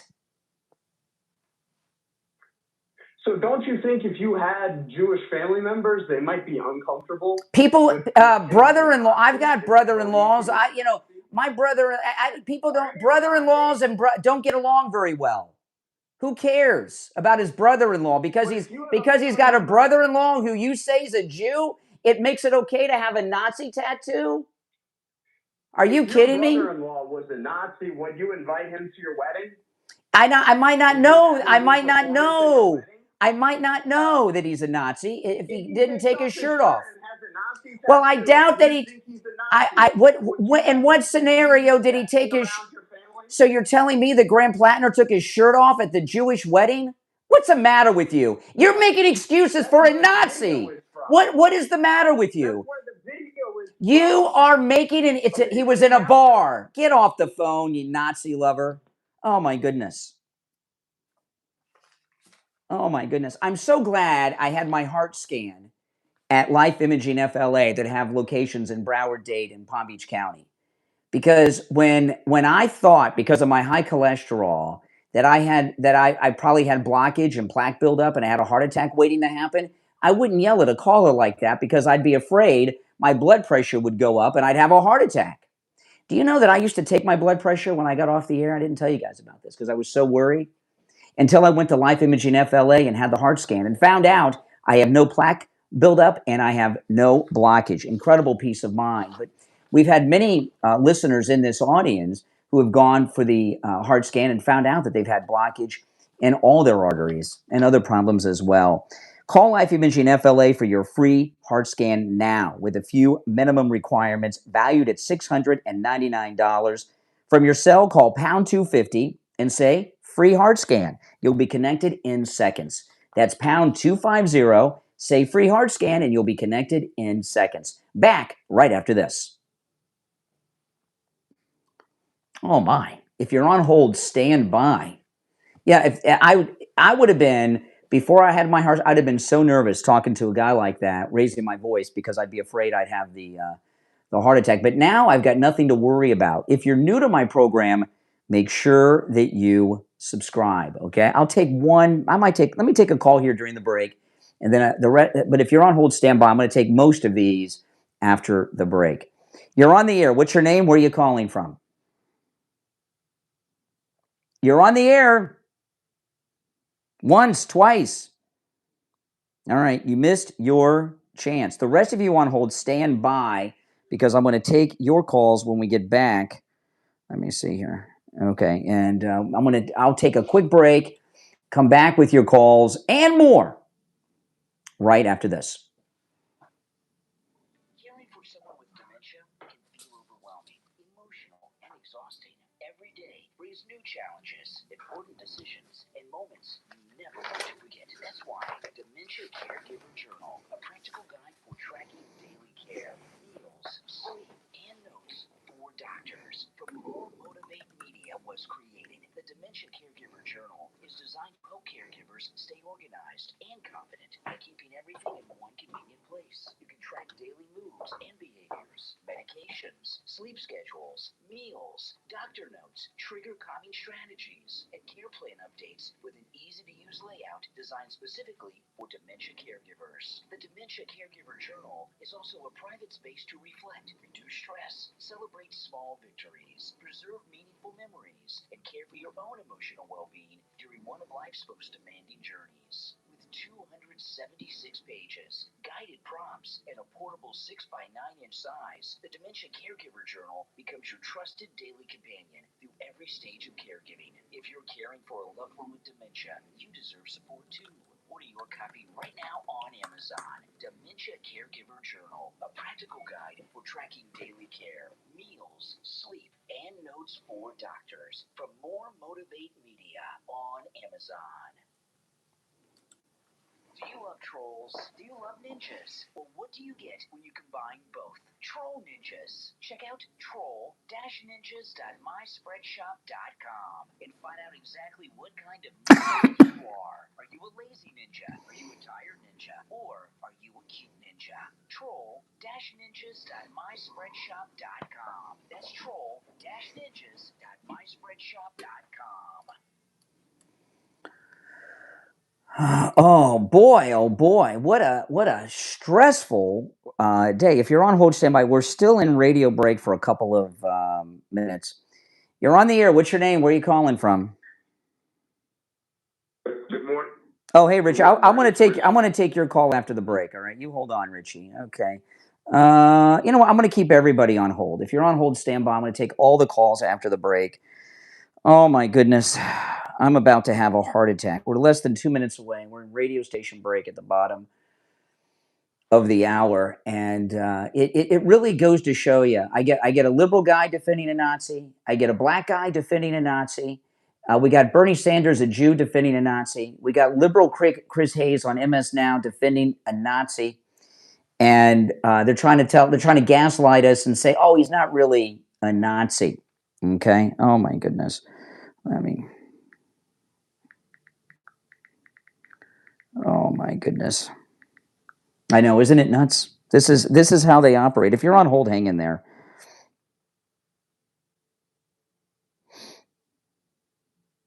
I mean, it's not just a regular Nazi tattoo. It's an SS tattoo, which is like the worst of the Nazis. Not that there were any good Nazis, but we have 1 minute. We'll be back. But this is a tattoo of the Nazis that the other Nazis were afraid of, right? An SS tattoo. Oh my goodness. If you're new, make sure you subscribe. We're about 40 seconds away. We're in radio station break still. And if you're on hold, hang in there. I'm going to go to Richie, the bus driver, first. He's been holding for a while. And the number is toll-free, pinned in the live chat. Oh my goodness. That did not look like a Jewish wedding when he's running around with his shirt off. Not a Jewish wedding I've seen. That looked like a drunken man in a bar. All right, hold on. All right, 20 seconds, guys, and we'll be back. Oh my goodness. I've lost track of the lines. I think Richie's on that. I'll see. Hold on. I'll find out in a minute. About 5 seconds. We'll be back.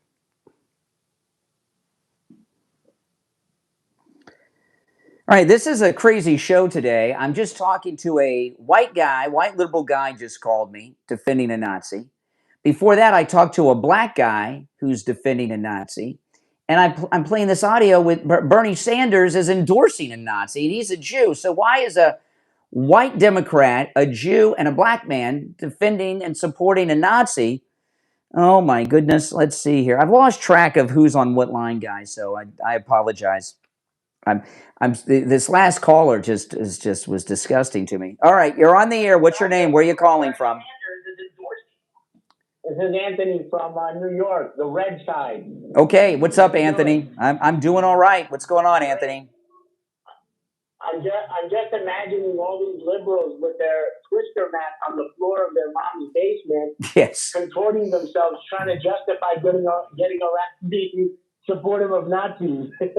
Not only did Graham Prattner have a Nazi tattoo, his tattoo is of the SS, the Nazis that the other Nazis were afraid of, right? I mean, the worst of the worst Nazis. Nazi. Yes. He's a special Nazi. Exactly.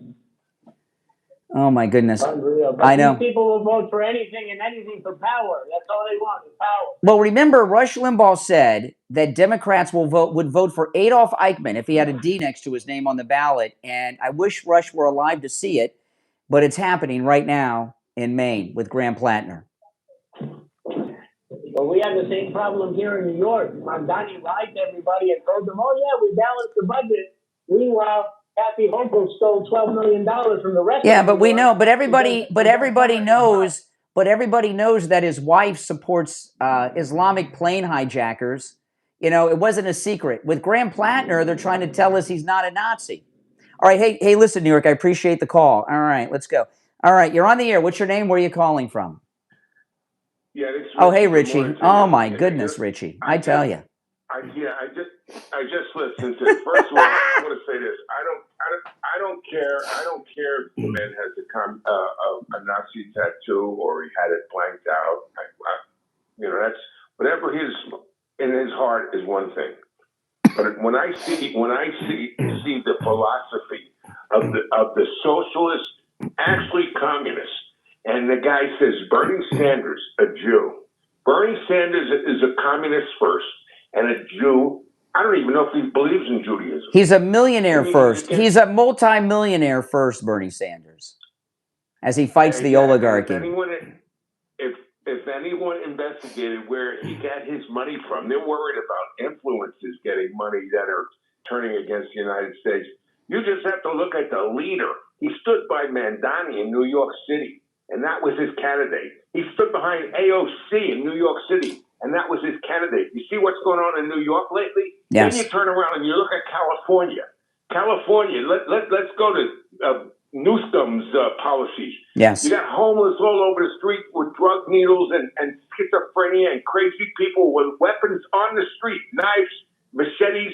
Now let me say this: the Democratic philosophy is let's spend tons of money and give these homeless people a house. Wait, we're getting, Richie. Okay. We're getting off. We're getting too generic here. Okay, let's focus in on what I'm talking about. This is what's going on. Hold on. This is what's going on with Graham Plattner, and I want to get focused in on this. Okay, Graham Plattner.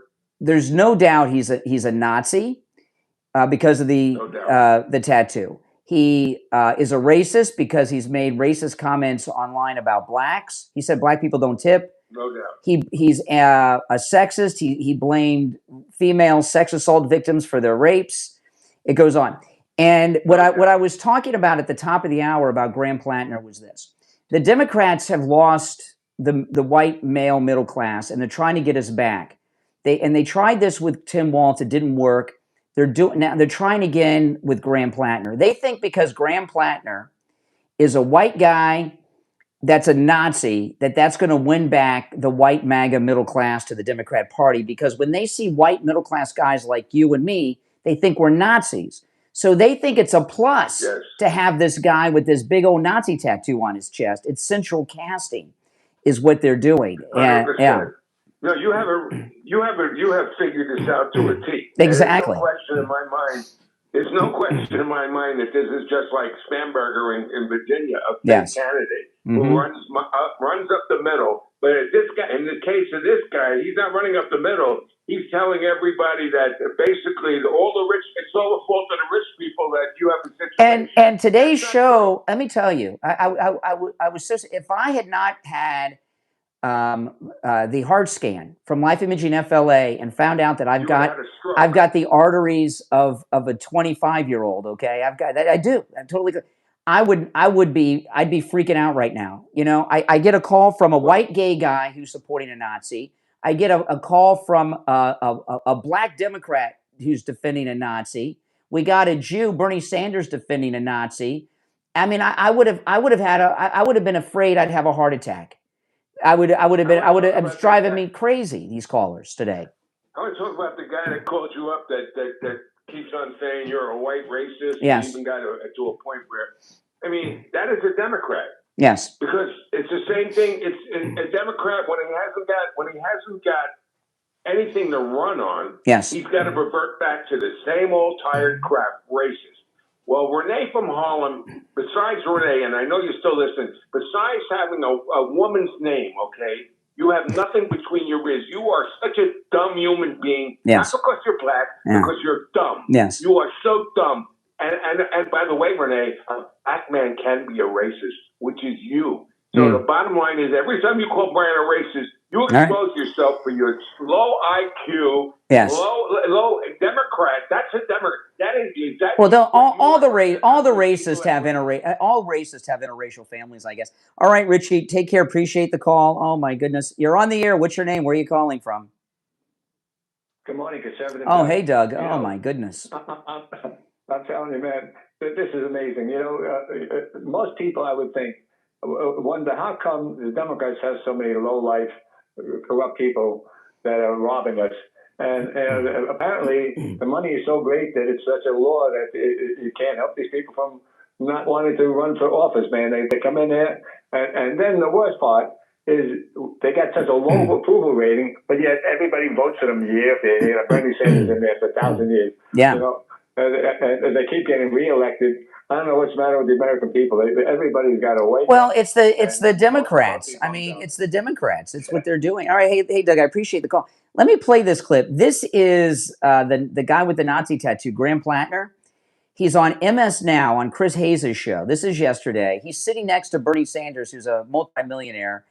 And Chris Hayes is getting giddy as this Nazi is going through the Democrat Socialist platform.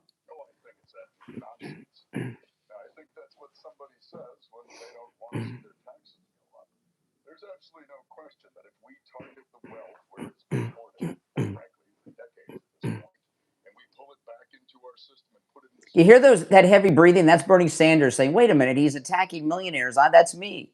...programs like healthcare, like childcare, like paying teachers what they are worth, we will absolutely improve the lives of working Americans and, quite frankly, improve our society as a whole. I think what he is pitching is propaganda. It's meant to protect himself and protect his crony friends. And we're going to come after them for it. The Nazis, they're coming after you. The Nazis are coming after you. I wonder if that's his real voice, by the way.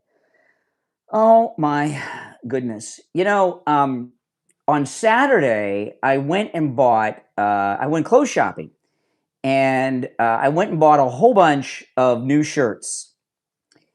And I have, it's the first time my wife usually buys my clothes. And I went out myself and I said, my wife usually buys my clothes online. And I said, I want to go in person because I want to try these clothes on.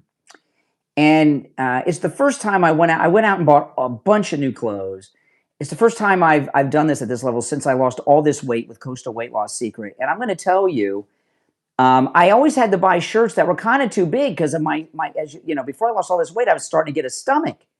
So you got to buy shirts that are baggy. You know what size shirt I wear now? You know what size shirt I'm wearing right now? And because I've lost so much weight, a small. I am wearing a small, and it fits me perfectly, like it's tailor made. I had partially obstructed view with my stomach. It's totally flat. And I couldn't believe it. And when I picked out the shirts I wanted, I got small and medium. And I went into the dressing room, and I couldn't believe they were fitting because it's a small. All of they're smalls. So I FaceTimed my wife from the dressing room at home and asked. I said, "Does this shirt? I can't believe it's a small. Does it fit me?" And I'm moving around in front. She's like, "Yeah, it fits you perfectly, like it's tailor made." It's amazing. Coastal Weight Loss Secret. I did this without any exercise whatsoever, without starving myself, eating foods I would normally eat, and without any shots, pills, or any medications. And you can do the same thing no matter where you are located. Call Coastal Weight Loss Secret and schedule your no-charge consultation. 561-247-6300. 561-247-6300. This weekend, I'm going in and buying all new pants. I can't wait. I'm so excited. 561-247-6300 and online, coastalweightloss.secret.com. It's the Steve Kane Show. We'll take our last break of the 7 o'clock hour and come back after this.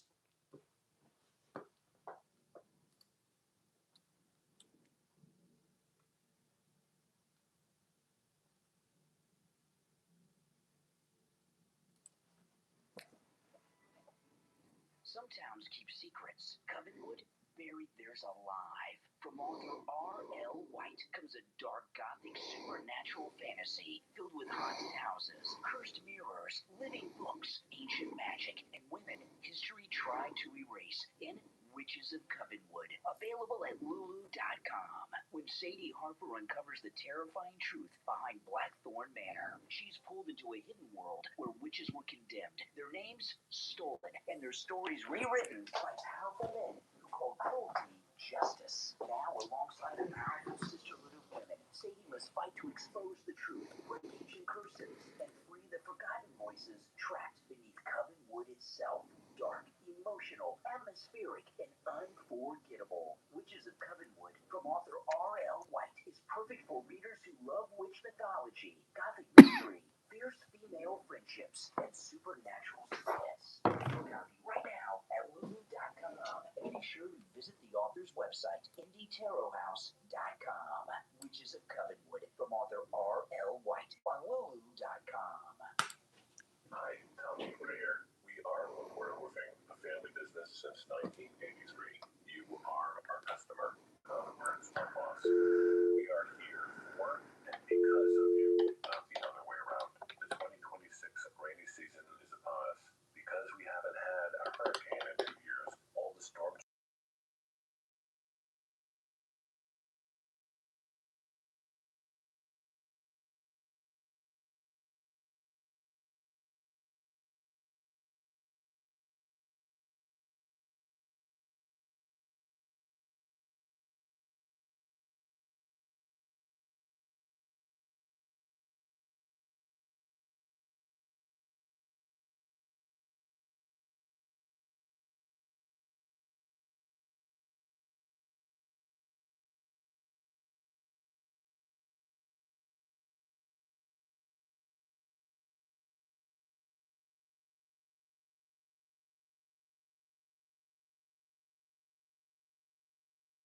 My goodness. But I'll save that till later. I'll do my thing and we'll Okay. switch. Mm. Stop worrying every time the mailman comes and he's bringing you a letter from the IRS. Call JPP back at Swing Tax right now. Yeah, but a little less than 2 minutes. 773-1587.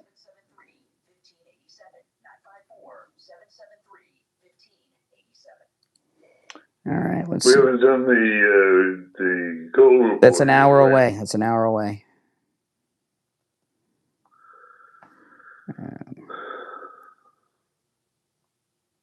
All right, I'm going to put you on hold. I'll be back. Hold All right, on. Okay, don't worry. Hold on.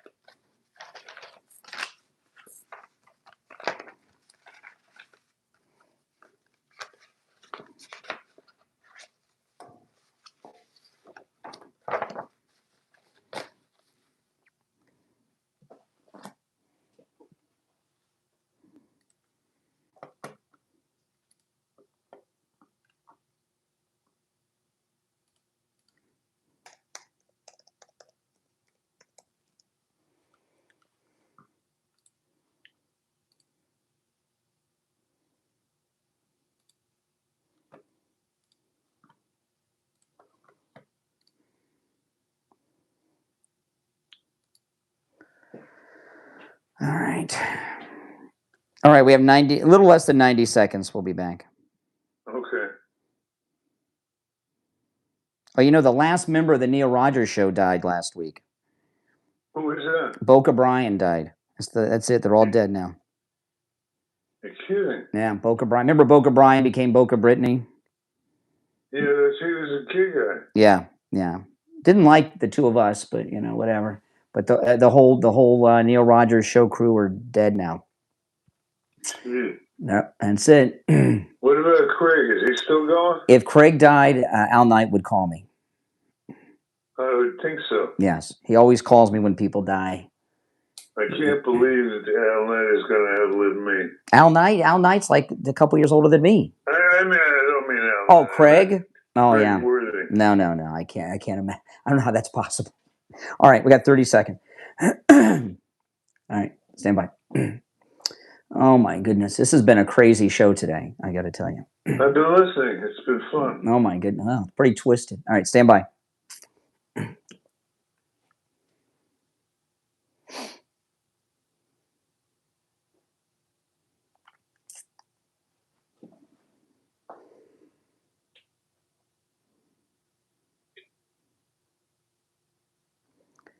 baby. All right, we are back, and I'm Brian. It's the Steve Kane Show. Steve Kane is joining us. I tell you, Steve, it's been a strange calls today on the program. The whole world is going strange. Mm-hmm. Well, our audience is really losing it.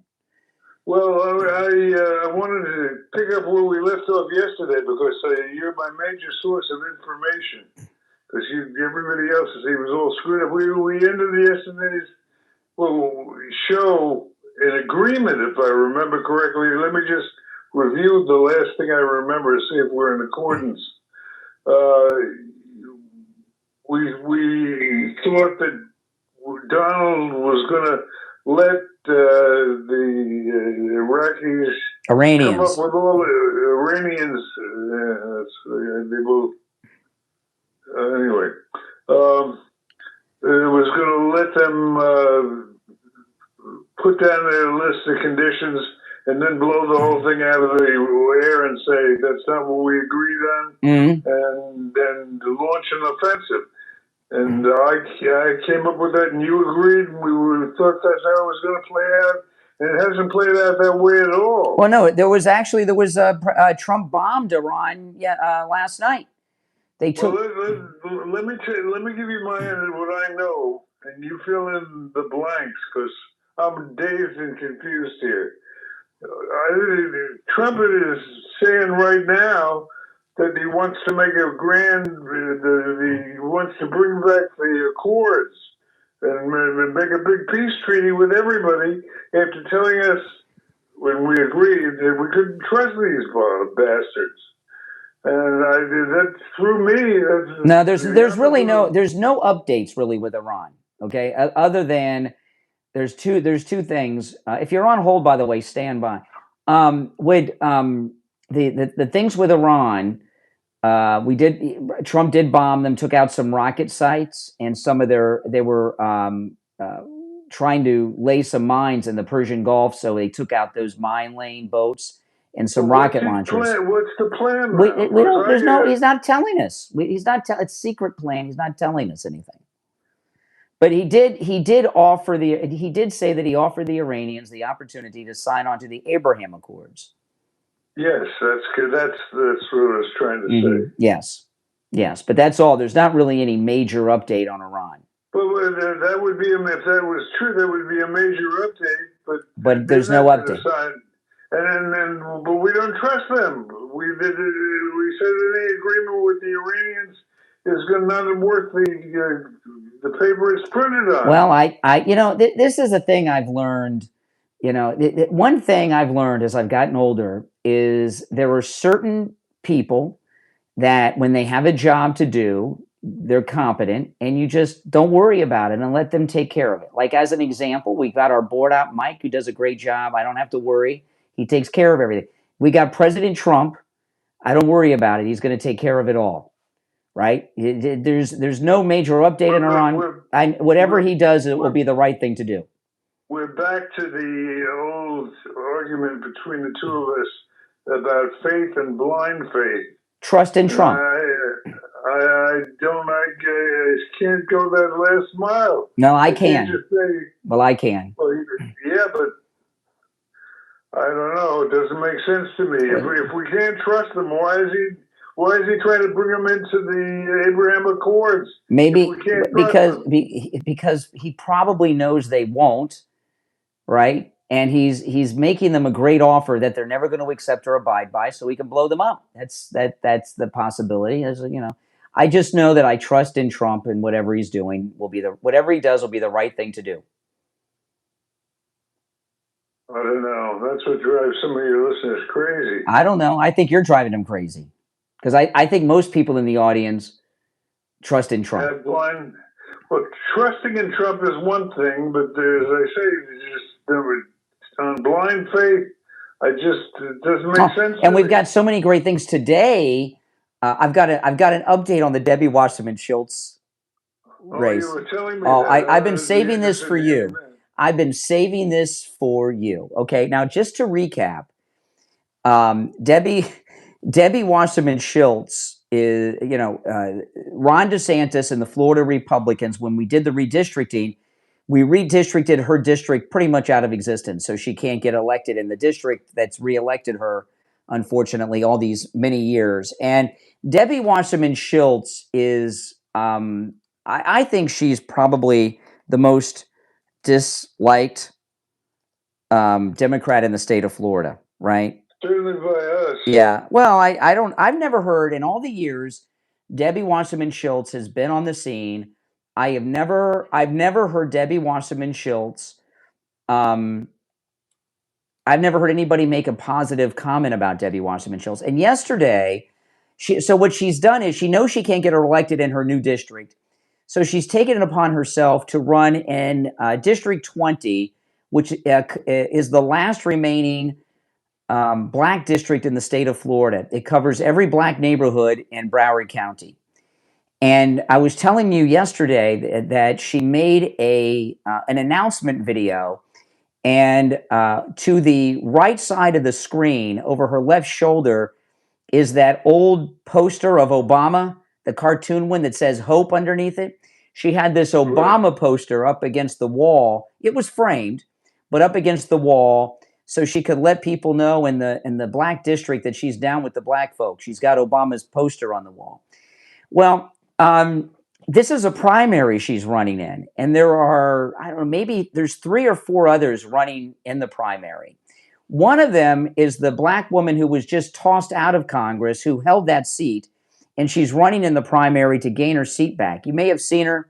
She's the one that has been accused of misappropriating funds from the government, right? So she, That could be almost anyone at this point. Yeah, I know, but there's somebody else running in that primary for Congress. Now, Debbie is white liberal Democrat Debbie Wasserman Schultz, who is affectionately referred to as Debbie Wasserperson Schultz here in South Florida. She's so liberal, the man in her name that really puts her off. She's running against 2 or 3 black candidates, okay? But she's the white savior. She's going to come in and save them. Well, one of the people running is, I've forgotten about this person. They are a blast from the past. Luke Campbell from 2 Live Crew. Remember Lucas Campbell from 2 Live Crew, Steve, back in the 90s and in the 80s? Sheriff Nick. Yeah, 2 Live Crew, and Luke Campbell, who's very, we only have a few seconds till the top, but she's running against Luke Campbell of 2 Live Crew, who's very well known in the district, and he's black, as are the other primary candidates running against the white savior, Debbie Wasserman Schultz. I saw an interview with him, and he's very smart, Luke Campbell. He's a very smart guy. Remember Sheriff Navarro was like busting his shows because of the lyrics were obscene? Yes. Luke Campbell back in around 90-ish or so. And that's who Debbie Wasserman Schultz is running against, Luke Campbell, in the Democrat primary. She's running on the white liberal savior ticket against Luke Campbell from 2 Live Crew. All right, listen, we're up against the top of the hour. We'll talk more about this and get your calls in after this break. All right, Steve, I want to put you on hold during the break, okay? Hold on. Okay, hold on. Oh, my goodness. Yeah, I mean, this is her. Look, this is, I have it on the screen. So this is Debbie Wasserman Schultz, right? And you can see her there. She's got Obama's poster on the wall. And do any of you remember Luke Campbell and 2 Live Crew? Oh, my goodness. To me, it's hilarious.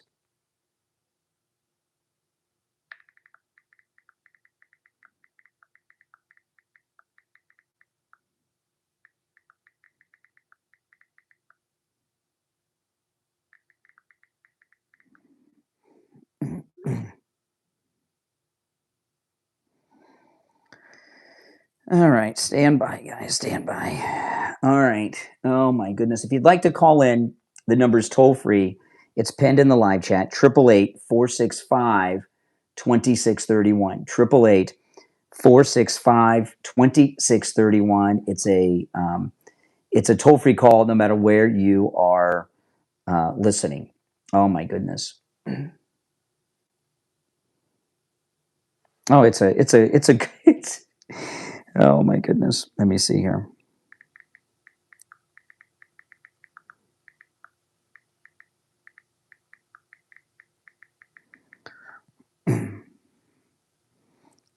Yeah, she's. See if I can pull up the list of everyone who's running in that district.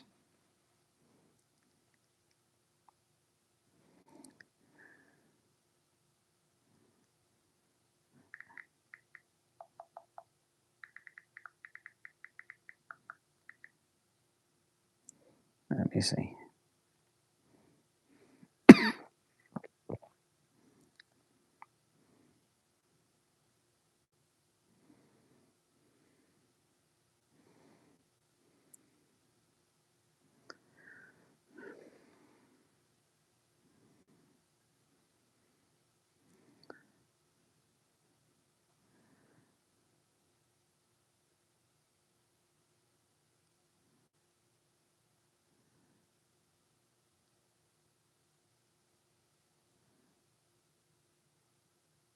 Oh my goodness.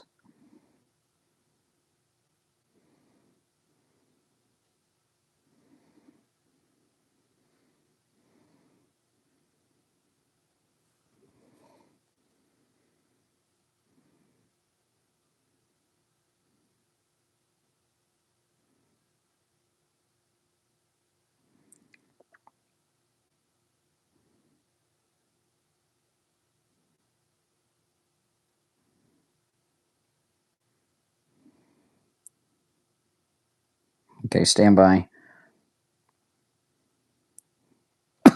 Okay, we've got less than a minute, and we'll be back.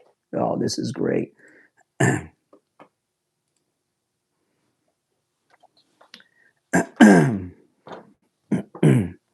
by, guys. All right, Steve, are you there? Yes, I am. Okay, we got about 30 seconds. I got the. This is crazy what she's doing. I love it. Oh, I got a list of the candidates. I got to go through these with you. You'll crack up. This is great. I love it. I got to find out what district I'm in. I don't know when they. I don't know now. Okay, hold on, Stan. We've got hold on, about 15 seconds.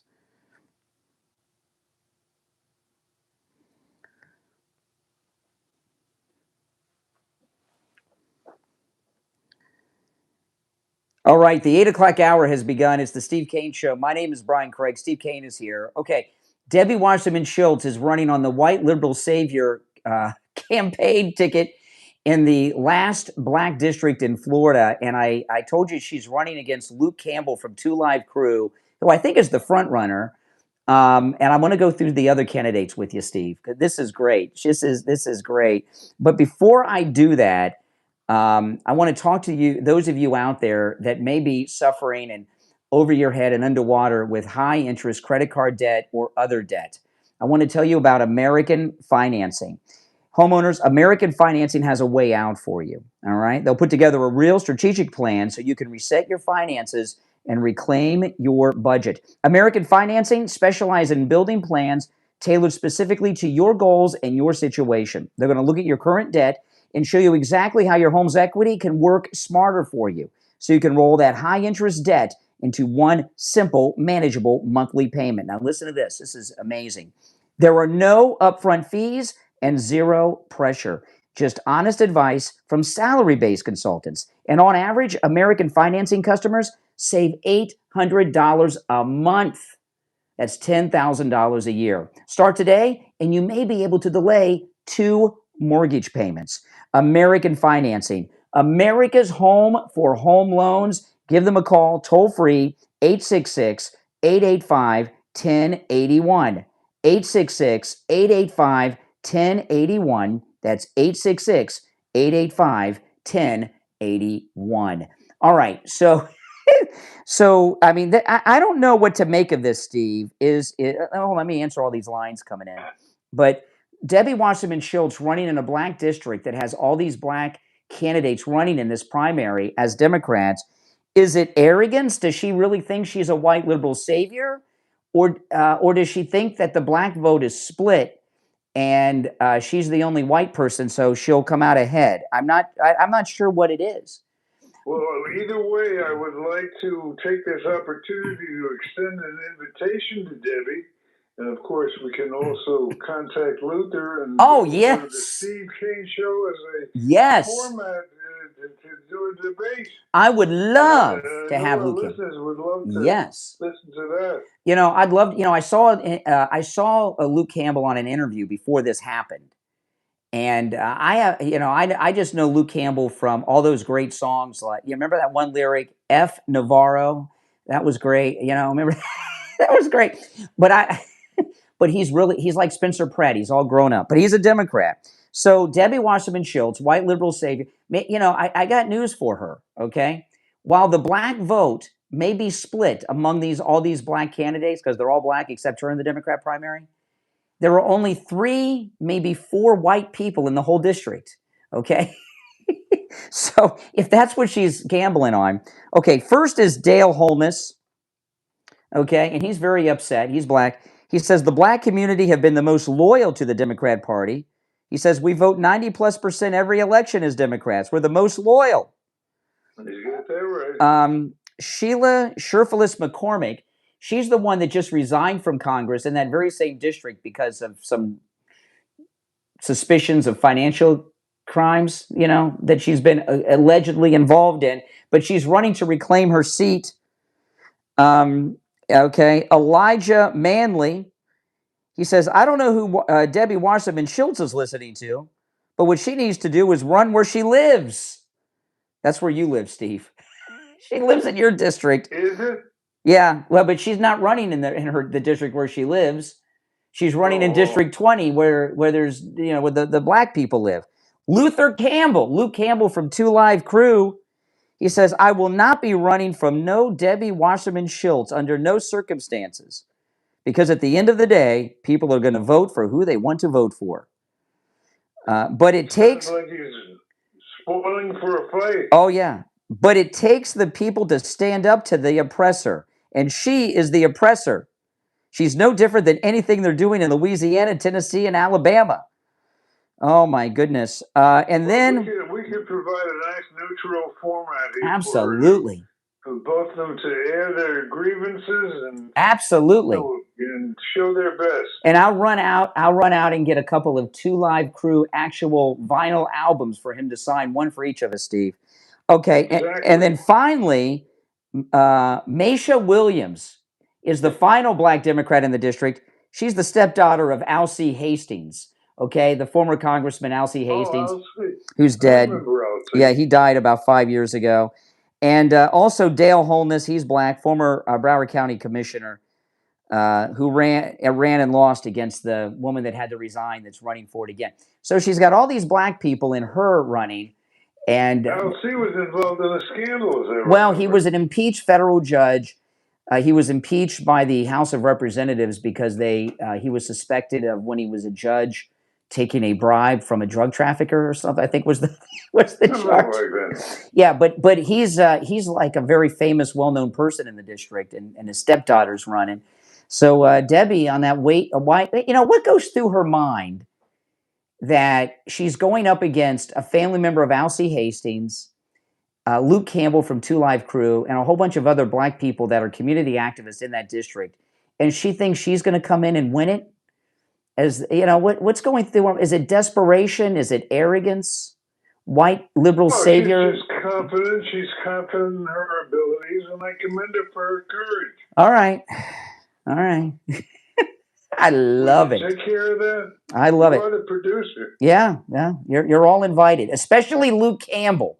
I'd love to meet Luke Campbell. Oh my goodness, I'd be so excited to meet Luke Campbell. Luke Campbell's my generation. You know, when all that was going on with when all that was going on was before I knew you, Steve, and I didn't know Sheriff Nick Navarro yet either. Well, I came to know through you, and you know, I was all down with Luke Campbell back then. It was a pretty cool time. For those that don't remember, just tell you real quick, then we'll go to the phones. Luke Campbell, you know, with 2 Live Crew, had some pretty hardcore gangster rap that had some very salty language. And the sheriff of Broward County, Nick Navarro, who was the greatest sheriff that this town has ever had, Sheriff Nick, wasn't he, Steve? He was the best. And this sheriff couldn't, he probably doesn't even know who Nick Navarro was. But he was the sheriff that started the television show Cops, and he was a friend of yours, and I got to know him through you. And he would go out to dinner at black tie events, and on the way home from dinner, he would do traffic stops in his tuxedo and write tickets, and all this stuff. It was great. He's up by the Steve Kane Show. All the time. We used to be dining in those days at Mama Burton Jack's. Yeah. It was a great restaurant. Yeah.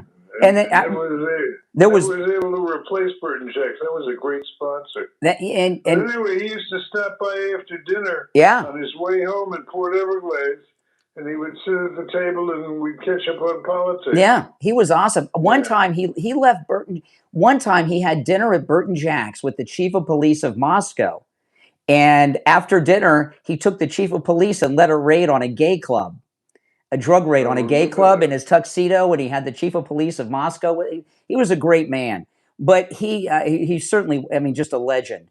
But Luke Campbell's lyrics, he didn't like Luke Campbell's music. It was very salty. All right.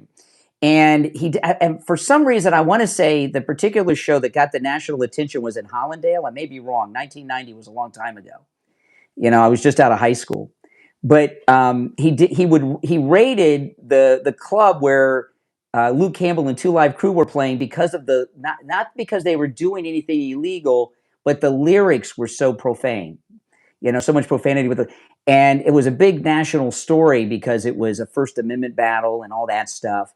And it was an exciting time. And Luke Campbell is running against Debbie Wasserman Schultz now in the Black District 20. We're going to give him the whole 3 hours of morning drive. Every day till the primary would be great. All right, let's. I would love to see the two of them.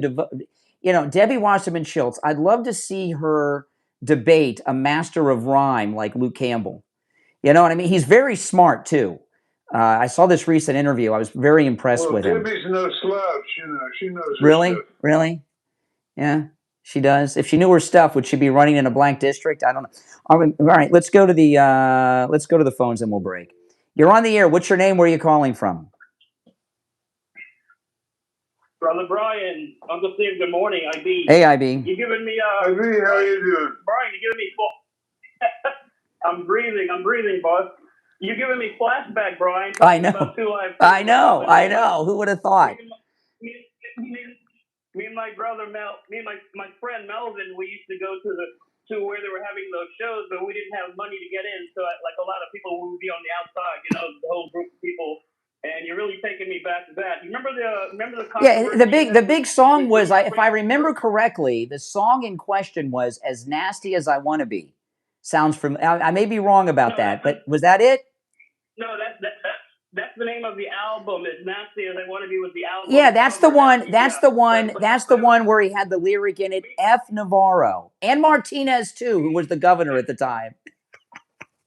Yeah, sure, they didn't take too kindly to that. Yeah, it was like 89, 90. So let me ask you, IB. Let me ask you, IB. What's Debbie Wasserman Schultz thinking? Being the white liberal savior in this black district, running against black legends.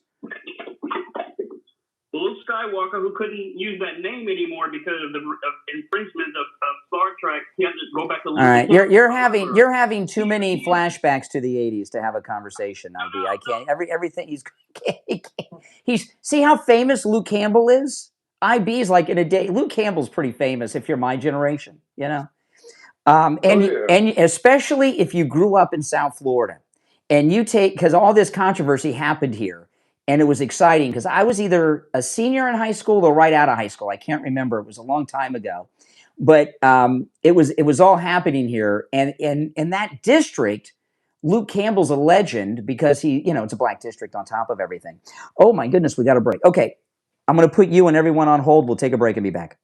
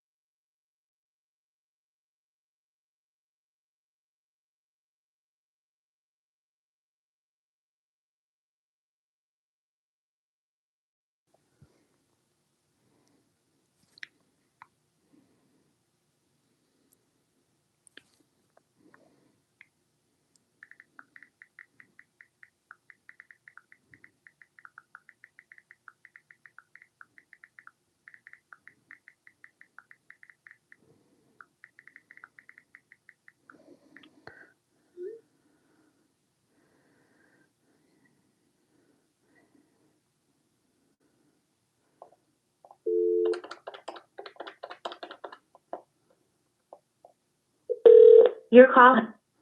All right, Steve, are you there? I'm here. Okay, we got it. All right, stand by.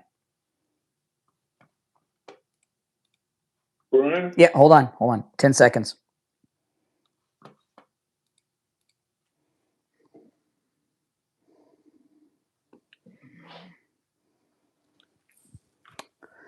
All right, we're back. I'm Brian. Steve Kane is here. All right, you want to take some calls, Steve? Yeah, let's do it. All right. You're welcome to call in about anything we've brought up so far on the program. You're on the air. What's your name? Where are you calling from? Oh, hey, Brian. It's Joan from Tampa Bay. Hey, How Joan. you doing? All right, Joan. Hey, John, what's up? I got to tell you a story. My dad was BSO, Broward Sheriff's Office. He ran the motor pool for several years, and then he was process serving too. He worked under Nick Navarro. Nick Navarro's wife, she was a real estate agent. She was by my first in Fort Lauderdale. Yeah, Sharon Navarro, right, Steve? Sharon? Yes. Yeah, she was awesome too. I haven't heard, I don't know if she's still with us or not, but they were both awesome. I know. But then, you know, after my dad left the motor pool, he was process serving. Mm-hmm. And a friend of his, on the last day, this guy was working, right? Working before retirement. He went to process serve, and he was shot. Who? Your dad? Your dad? No, a friend, a very close family friend. Well, you know, when BSO, it was like a family. You know, Joan, I'm just a little confused. It's a terrible story, but I'm just a little confused of where it fits into anything we've been talking about for the past almost 3 hours. I'm just a little lost. We're just doing Broward County memories. Common element is Nick Navarro. Yes, Nick Navarro, the legend of Nick Navarro. Yes. He was a wonderful man, and I don't know if he's... Well, Luke Campbell, I think, would disagree, but that's okay. He's still welcome to come on the show. All right, listen, Joan, I appreciate the call. All right, so let me put you on hold while I answer all these calls.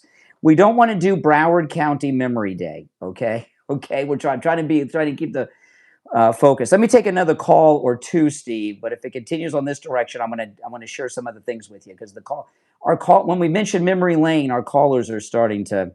I don't know what's going on. I don't know what's happening. All right, let's go. You're on the air. What's your name? Where are you calling from? Hey, good evening. My name. Good evening. It's 8:21 in the morning. That's all right, sir. Go ahead. And I'm calling from Hawaii. Oh, well, okay. What time is it in Hawaii? Makes perfect sense. Go ahead with your call. Oh my goodness. Okay. 2:21 a.m. Okay, that's still the morning. Go ahead. AM's the morning. All right, man. Go ahead, Hawaii. Okay. Spit it out. All right, hey man, what's with the hostility? Well, time's a wasting. You've been on for like a minute. You've said nothing other than you're in Hawaii. Talking over our guest. Guest? He's a caller with nothing to say. Well, go ahead. Let's determine that. Well, go ahead, sir. I see that you're. Thank you so much. I see that you're a big Trump supporter, and I was a former Trump supporter, but I felt like he's fallen pretty short on deportation. That's it. What are your thoughts on that? Well, that's interesting because what you said was interesting. You said you're a former Trump supporter, which means you support him now. You used to be a former Trump supporter, so now you're a current Trump supporter. I'm confused. No, it's not that confusing. You got your. What is your gripe with Trump? Well, I was saying I think that he made promises about mass deportations, and we've seen some serious capitulations on that issue. No, not only has he deported millions of people, many more have self-deported, and there has not been an illegal border crossing at the southern border here in the lower 48 in over a year. So I would say mission accomplished.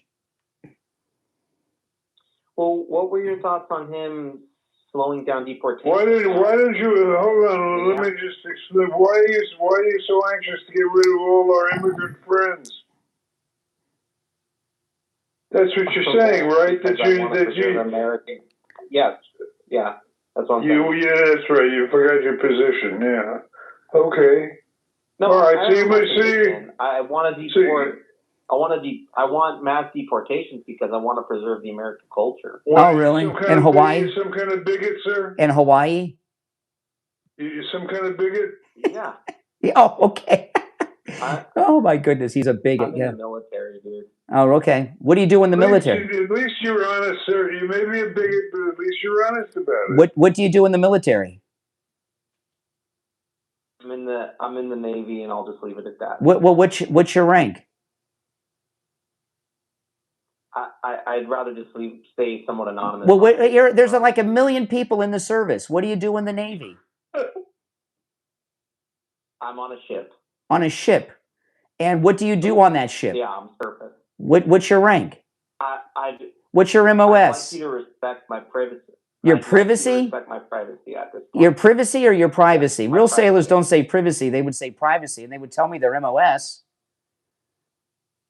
I don't think in the Navy you have an MOS. Okay. You don't think? I thought you were in the Navy. Don't you know? What do you mean you think? You're in the Navy. Don't you know?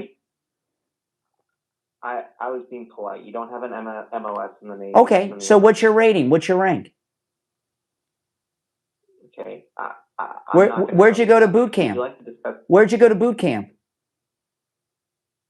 I was Rhode Island. Rhode Island? What's the name of the boot camp? Yeah. Officer Candidate School. No, that's not the name of a boot camp. You're an officer? It is. What's your rank? Officer Candidate School is the name of the camp in the Navy for boot camp. Yeah. Yes, in Newport, Rhode Island. Okay, now he's doing the Googling, but you won't tell us your current rank.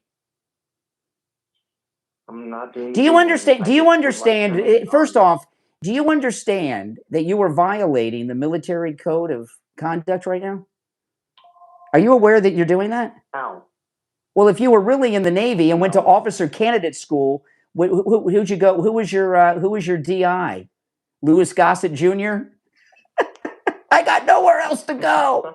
No, there was like 8. There were like 8. If you really went to officer candidate school and graduated stolen valor, you would know how you're violating the Uniform Code of Military Justice. You are criticizing the commander-in-chief, which as an officer in the Navy, you would know that. You're allowed to criticize the commander-in-chief. No, you're not. You are not allowed to criticize. If you're in the service, you are not allowed to criticize the commander-in-chief. Listen, we're up against a break. Okay, so we're going to let you can walk the plank somewhere else. All right, Steve. We got commercial breaks, Steve. No, I don't mind taking the break, but I would have liked to add a little more him afterwards. Of course. Well, you were there. You could have jumped in at any time. All right, let me put you on hold, Steve, okay? All right, if you're on hold, stand by. If anyone would like to talk with Davey, who says he's in the Navy, get any was that guy stolen valor? Oh, boy. We'll be right back.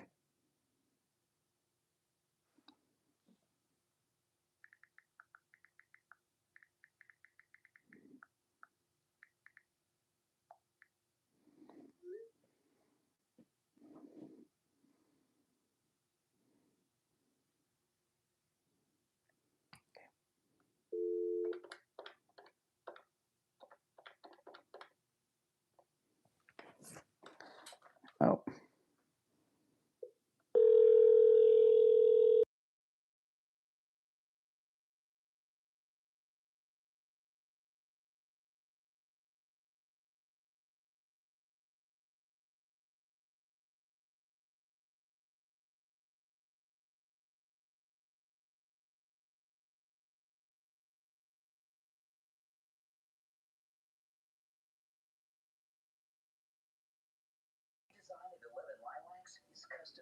Whether you're shopping for yourself or searching for an incredible gift, these beautiful diamond painting kits are guaranteed to impress. Go right now to 11lilacscrafts.etsy.com. That's 11 ELEVEN, or visit 11lilacs.com and browse the collection for yourself. It's 11lilacscrafts.etsy.com.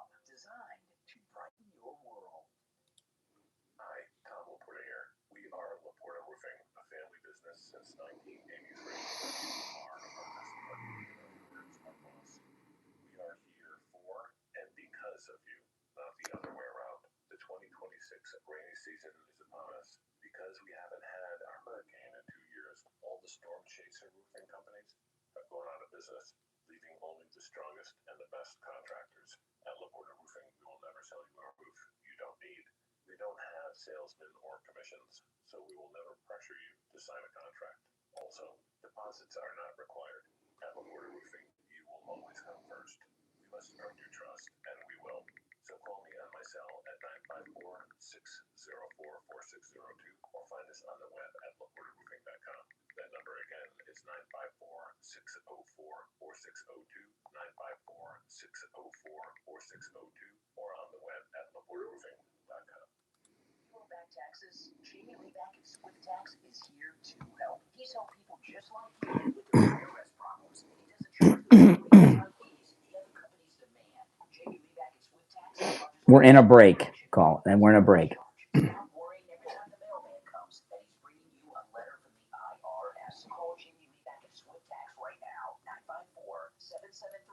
954-773-1587. 954-773-1587. All right, Steve, we have just over a minute. We'll be back. Yeah, okay. Oh, my goodness. What a great caller. Well, I don't know if I'd go that far. Well, you were about to really fillet him. Oh, I couldn't. Steve, all we would do is we'd go to break. It's a long break, right? And he'd Google all the answers online, and then he'd have all the answers when we got back. We'll talk about it when we get back. But that's what he would have done. He was starting to do it already. First, he said officer candidate school, and then like 30 seconds later, he comes out with Providence, and then he was, you know what I mean? My money would be on you. I thought I already did it. I thought I hit the beat already. Well, we could talk about it when we get back. Hold on. I got a little less, 20 seconds.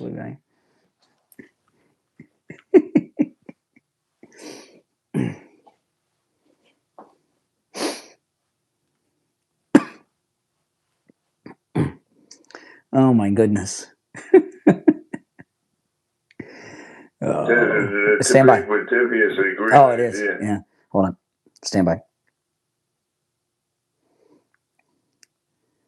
All right, we're back. Steve Kane is here. It's the Steve Kane Show. My name is Brian Craig, and I just want to. Steve and I, during the break, we were talking about the last caller, Davey, who says he's in the Navy.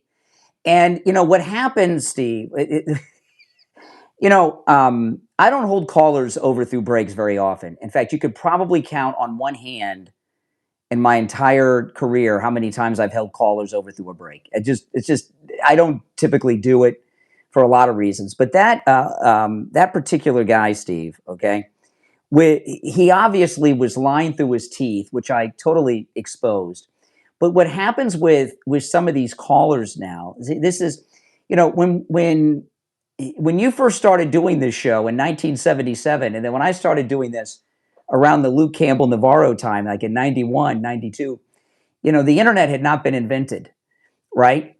And since then it has, and it's gotten better. And if you guys notice with that stolen valor caller, Davey, who said he was in the Navy, I totally exposed the guy, and then all of a sudden I wasn't talking to him anymore. I was talking to Chat GPT, if you noticed, right?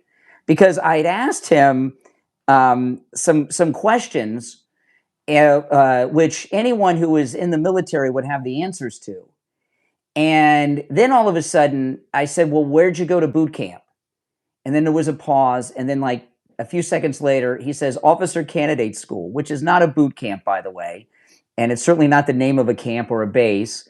And then about 30 seconds later, Davey, who said he was in the Navy, and he'll probably keep saying that for life. You guys get that reference? Billy Joel, Piano Man. Billy Joel. Piano Man, that's right.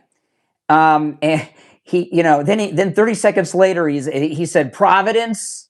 So, so I was talking to Chat GPT, but going it too fast for him to read too quickly. So if I'd have held him through the break, he would have just finished reading the Chat GPT answers, and he would have had all the answers after the break, right? So I think he walked the plank at the final beat right there. But that, you and I are going to disagree. You say tomato, I say tomato. We do. But that's what you're dealing with now. You're talking to AI, not callers, a lot of times. And we were and you and I we were talking to AI with him. All right. If you're on hold, stand by. You want to go back to the phones? Sure. Okay. Unless you're Davey, who claimed to be in the Navy, it's one call per day. You can call back tomorrow. Probably would be for life. That's correct. That's right. All right. You're on the air. What's your name? Where are you calling from? Morning, Brian. This is David in Royal Palm. Hey, David. What's up? Not much. I was just your last caller. I had some familiar with Newport. And I was up there in 82, 83, stayed in King Hall. And when you go in, you're an OCUI-2. That's an officer candidate under instruction, second class, until you get commissioned.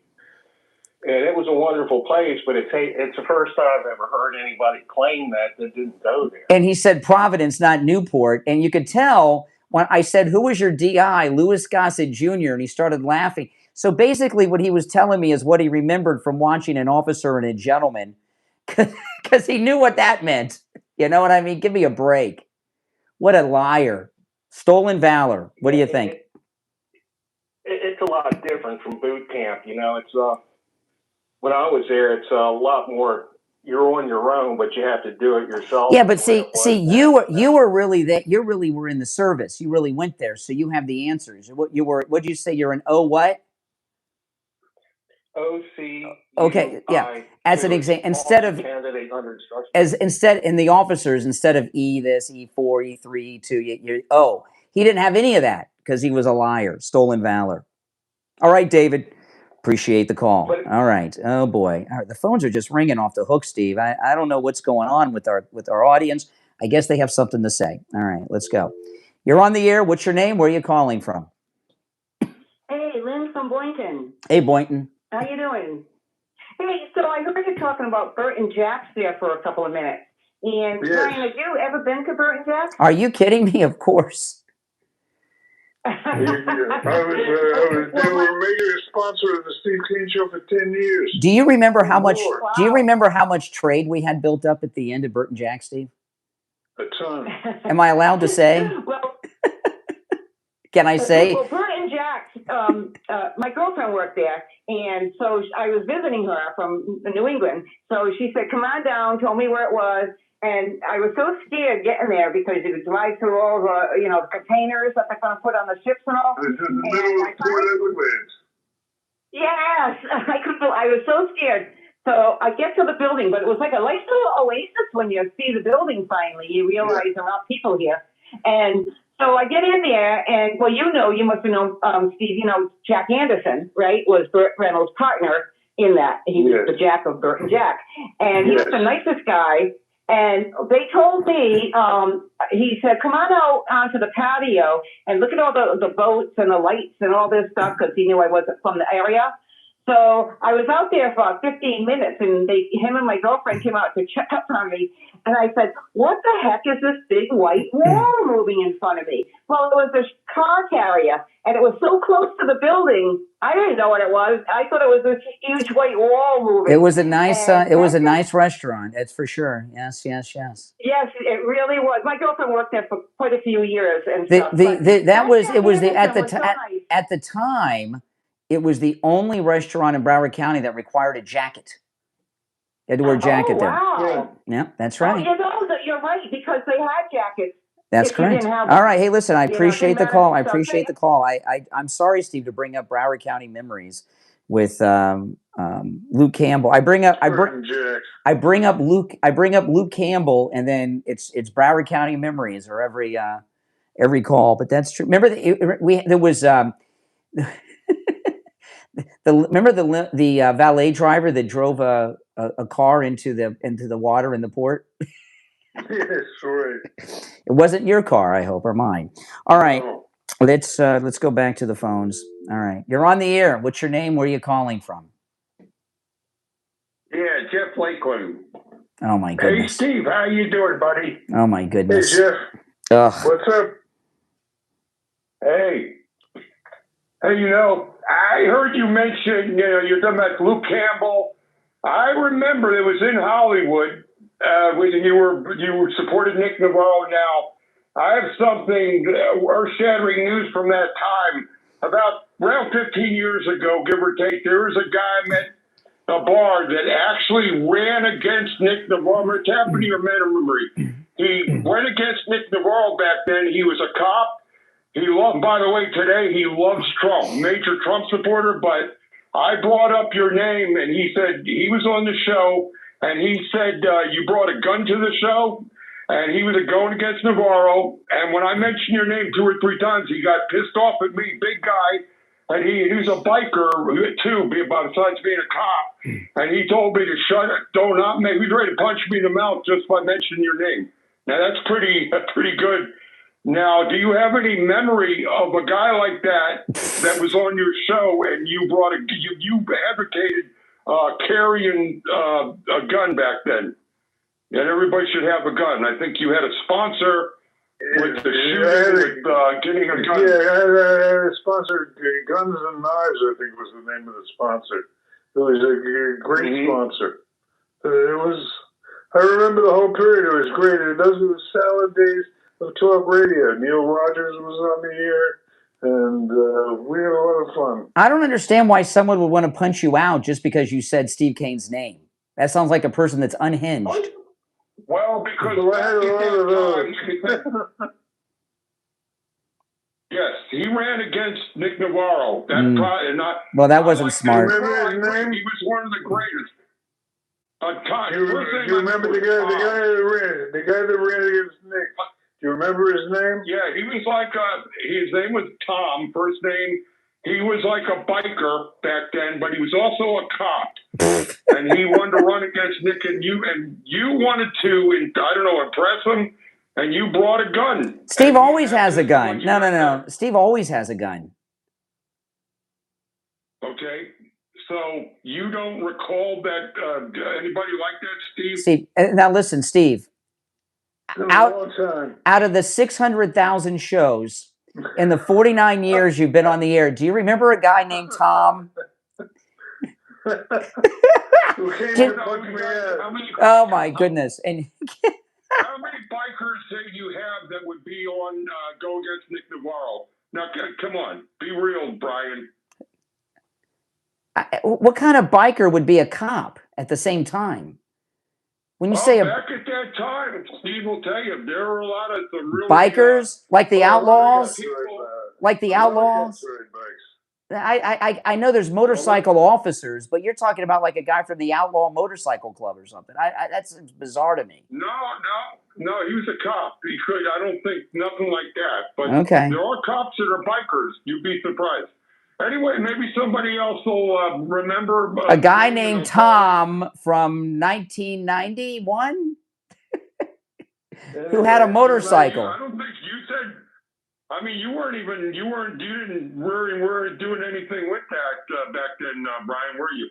I don't know what year. What year? It depends on what year you're talking about. I mean, I remember. Well, Steve has a good long time memory. Steve could remember. So, Steve, there was a guy named Tom that you talked to between 1988 and 1991.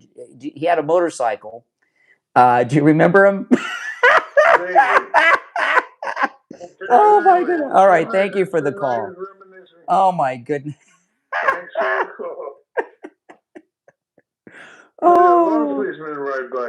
Oh my goodness! Yes. We used to have a lot of friends in the police department. Yeah. Well, we knew Nick. Oh my goodness! That was. I don't know what's happened today, Steve.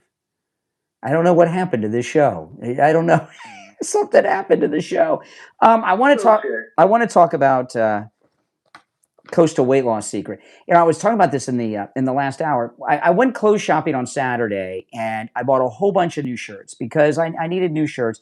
And it was the first time I went to the store and bought new shirts since I lost all this weight. And, before I lost all this weight, I had partially obstructed view, I've been telling you, with my stomach because I was getting a belly, and now I have a completely flat stomach. And when I went clothes shopping, I took 2 sizes to the dressing room, and I tried on the smallest of the 2. I couldn't believe it fit me, and so I FaceTimed my wife, and I held the phone up to the mirror in the dressing room to my wife, and I said, "Kathy, does this shirt fit me?" And she says, "It fits you perfectly. It looks like it was tailored for you." She says, "What size is it?" I said, "Small." She says, "No way." Yeah. So I bought all these new shirts. They're all size small. And it's because I've lost all this weight. And I threw away all the my fat suits, I guess you could call them.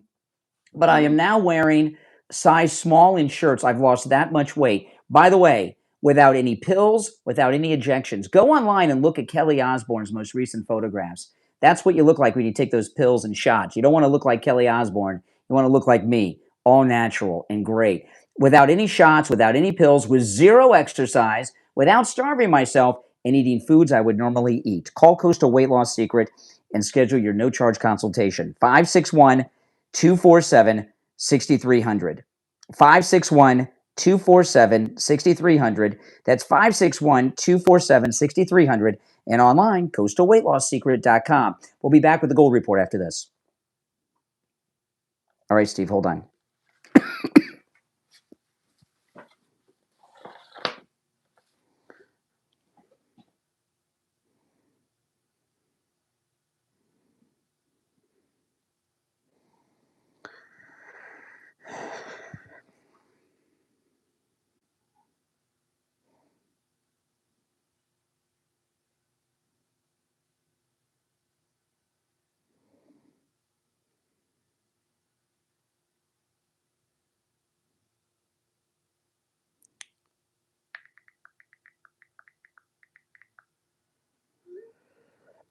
Oh, boy. I tell you.